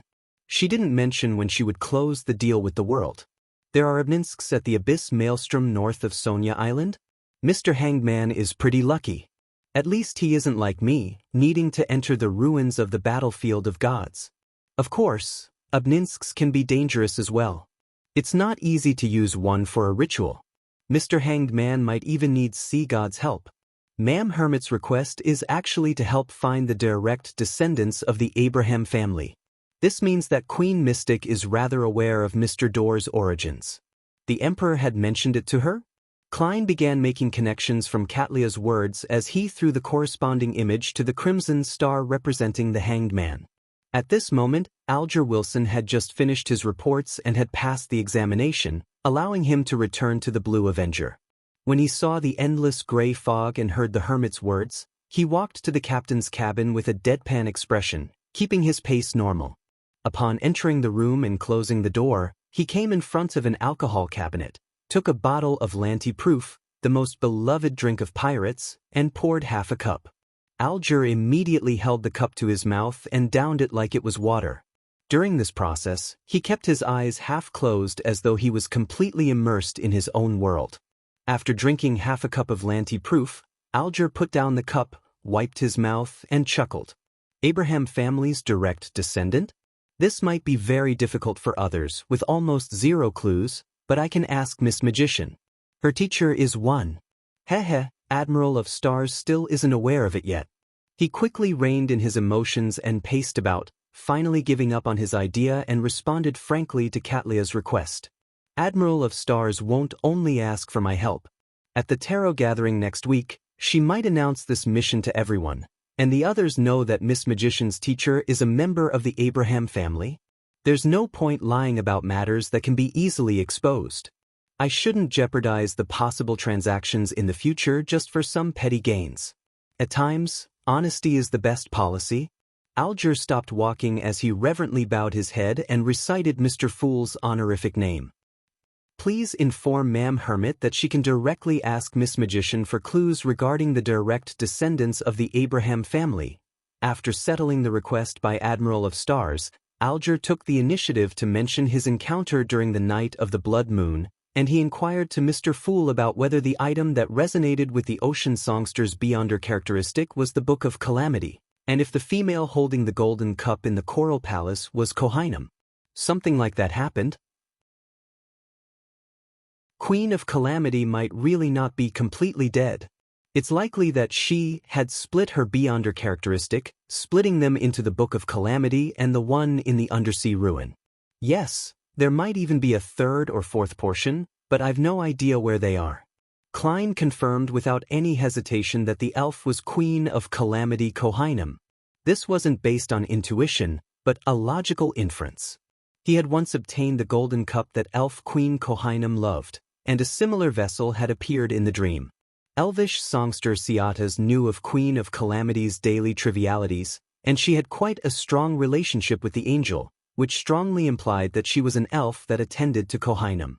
It was completely understandable that the Beyonder characteristic she left behind resonated with the Book of Calamity on the night of the blood moon. With this in mind, Klein suddenly recalled a matter.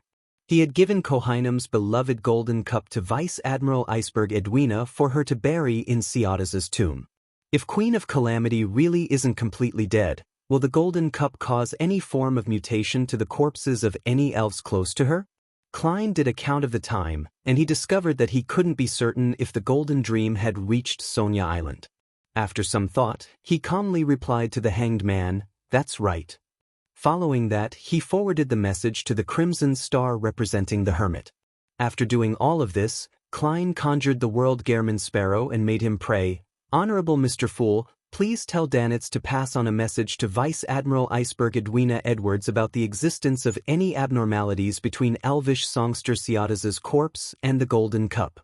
Phew. After doing all of that, Klein exhaled and threw the corresponding image to the specially labeled point of light beside him. He then returned to the real world and left the bathroom. Coming before his changing mirror, he looked at his gray sideburns and blue eyes as he curled up the corners of his lips. He knew that he had returned from being Mr. Fool to the mysterious merchant, Dwayne Dantes. Biome, inside a primitive forest. Danitz, who was having a feast in a particular base of the resistance, suddenly trembled as he nearly choked on the liquid in his mouth. Although this wasn't the first time he was receiving an answer from the mighty fool, he still felt apprehensive and afraid. After he identified the figure and heard his words, he heaved a sigh of relief and knew that Gehrman Sparrow was getting him to do something. "Ask Captain? That's simple. The Golden Dream will be picking me up in a few days." Gehrman Sparrow isn't crazy, and he's even very sincere and reverent before the mighty fool. Danitz quickly relaxed as he leisurely thought. Meanwhile, on the future, Katlia, who had received a response that surprised her, muttered in silence, "Directly ask Miss Magician?" "Yes, she seems to be a Beyonder of the apprentice pathway. She's actually related to the Abraham family? As I expected, she's not simple." Katlia considered a moment and decided if she ought to give the hanged man a new mission because she wasn't too sure if Miss Magician was willing to divulge clues to the Abraham family. Walter returned to 160 Baclun Street in the afternoon with a normal expression like before. He had apparently resolved everything easily. Klein didn't ask. He felt that their relationship hadn't reached a point in which his butler could be totally frank with him. Furthermore, the problem hadn't fully blown up before him in a way that couldn't be hidden. Time quickly passed as he had his lessons. The next evening, with the arrival of the full moon, Klein brought along Richardson and rode his high-end carriage to St. Samuel Cathedral for the moon, Massachusetts. He wasn't worried about the donation that would happen, because Miss Justice had paid him £1,000. He now had £2,186, so it wasn't too difficult for him to donate a few £100. "It's only not too difficult." Klein sighed inwardly as he looked at the bell tower outside, left the carriage, walked across the square, and stepped into St. Samuel Cathedral.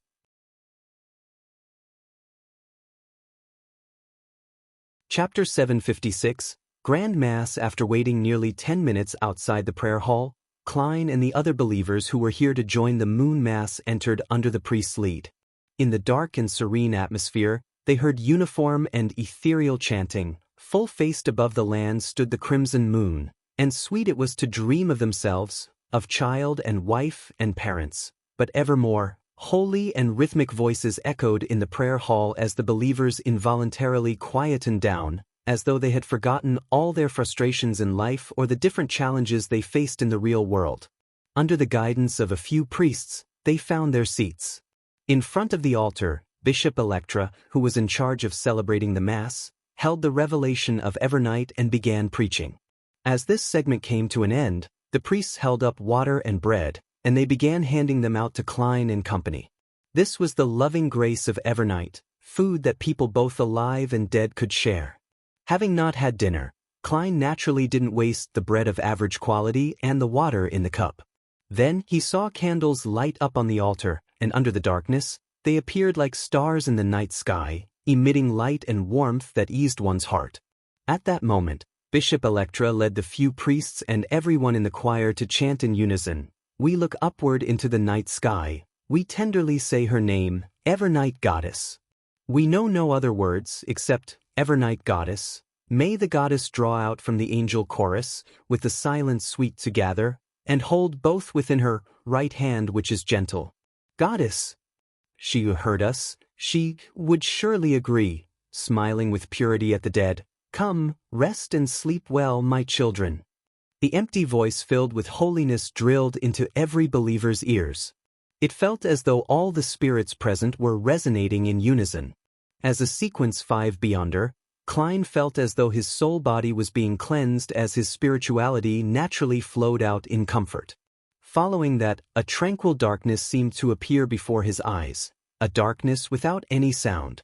In the darkness, corpses lay there, their faces calm and at peace, as though they weren't dead and were actually in a deep sleep.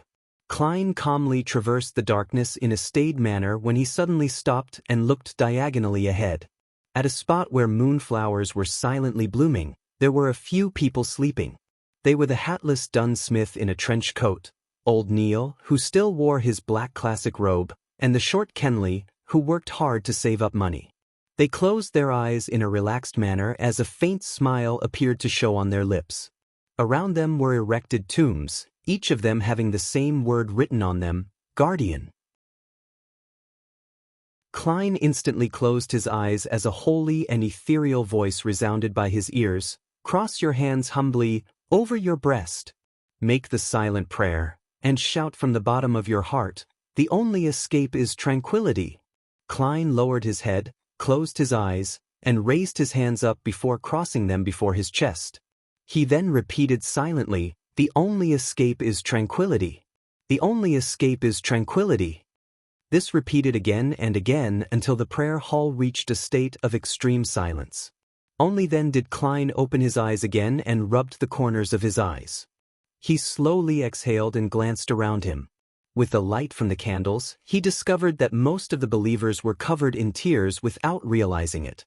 Even his valet, Richardson, was constantly tearing up without wiping his tears. The moon mass is akin to a ritual with beyonder powers involved. Its effect is likely to make everyone's spirit resonate, allowing different people to see the deceased who they share deep relationships in the darkness. It relieves one's grief in order to obtain tranquility. Yes, this isn't an abnormality that's targeted at beyonders, so I can be at ease. To ordinary people, this might be an illusory outlet that's instantaneous. They would only believe that it's a result of the goddess's greatness, and not some extraordinary powers. Sequence 5 beyonders of the Evernight pathway seem to gain a significant enhancement in their control of spirits. Klein withdrew his gaze as he made a judgment. Right on the heels of that, he recalled the darkness and the deceased that lay amidst the moonflowers. Closing his eyes, Klein allowed his thoughts to drift. That dark plain filled with moonflowers, night vanilla, and slumber flowers is a manifestation of the goddess's divine kingdom? What does the source of danger in the nighttime inside that battle of the gods' ruin correspond to then? Klein gradually outlined the cold darkness and the fog that enveloped the sea on the eastern front of the Sonia Sea. In the fog, there was an ancient, pitch-black cathedral with a steeple. Ravens spiraled above it as though they were holding a memorial or were in grief. And around the cathedral were ordinary residents, simple wood huts, grayish-white mills, and indistinct figures. Logically speaking, this foggy scene that's intricately tied to the night and dreams should be formed from the aura left behind when the goddess slayed Annihilation demonic wolf. But it doesn't have any similarities with the corresponding divine kingdom. Yes, Mortals can't pry into the secrets of deities, so perhaps the dark plains filled with flowers isn't the projection of the divine kingdom, but rather an outcome of the ritual. Seeing that the moon mass was coming to an end, Klein reached into his inner pocket and took out his wallet. Holding his wallet, he got up and entered the aisle, walked straight to the altar, and under Bishop Electra's compassionate watch, he walked diagonally over to the donation box. He tapped his chest 4 times in a clockwise fashion, drawing out the crimson moon before throwing in all his large denomination notes. A total of 300 pounds. At that moment, Klein didn't feel the pinch like the previous few times. He was in a very calm mood because he recalled the ritual old Neil had used to repay his debt. Back then, they picked up a wallet containing 300 pounds, all thanks to the goddess's blessings. Taking a step back, he drew the crimson moon once again, and he gave his spot to the donor behind him. At that moment, Bishop Electra walked over and said as he drew the crimson moon, "May the goddess bless you. May the goddess know about it. What I wish for now is to receive some teachings," Klein replied with a smile. Bishop Electra glanced at the prayer hall's side door and said, "If you don't mind waiting 15 minutes, I can explain the Bible to you in the library." "I would love that," Klein said with a warm smile. Bishop Electra immediately got a priest to lead Dwayne Dantes and his servant out the prayer hall through a side door as they circled around a spiral staircase to the nearby library. There was a huge bookshelf here, and on it were various books from the Church of the Evernight Goddess.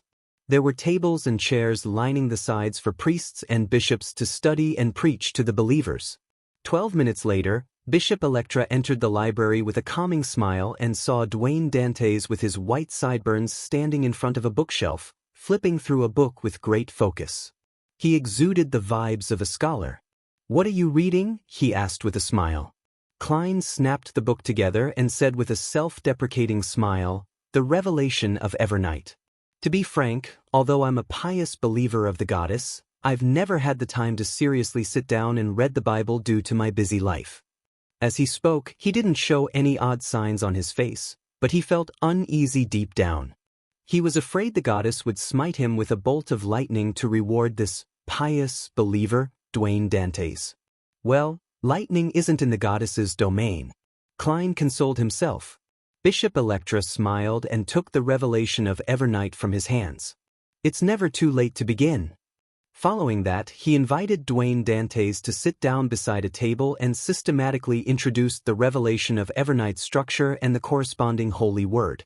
Richardson held his employer's hat and cane, and he stood a slight distance away, silently waiting to listen to the bishop's preachings. Time ticked by, when Klein, who appeared serious, suddenly felt his spiritual perception trigger. A scene outside the door naturally surfaced in his mind. This was an intuitive foresight that stemmed from a clown, one that had been enhanced by the gray fog. Outside the door, an elder dressed in a black clergyman robe walked by and headed for the nearby spiral staircase. He had lush white hair but didn't comb it, making him look rather disheveled. He had a thin face that made it appear as though he was bones wrapped in skin. He exuded a rather cold bearing, and his skin was abnormally pale. His eyes were a rare pure black. This figure quickly vanished from the door as the footsteps gradually sounded like they were coming from above. "The keeper. But it's not the one I met at the prayer hall." It's his turn today?"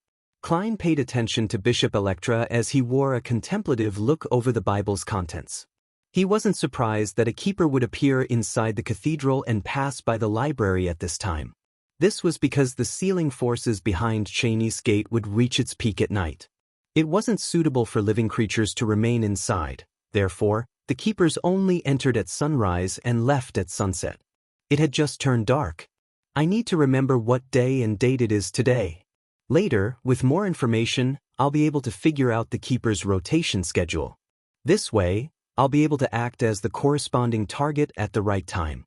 Klein reined in his thoughts as he listened attentively. Finally, he got up and bade farewell 30 minutes later.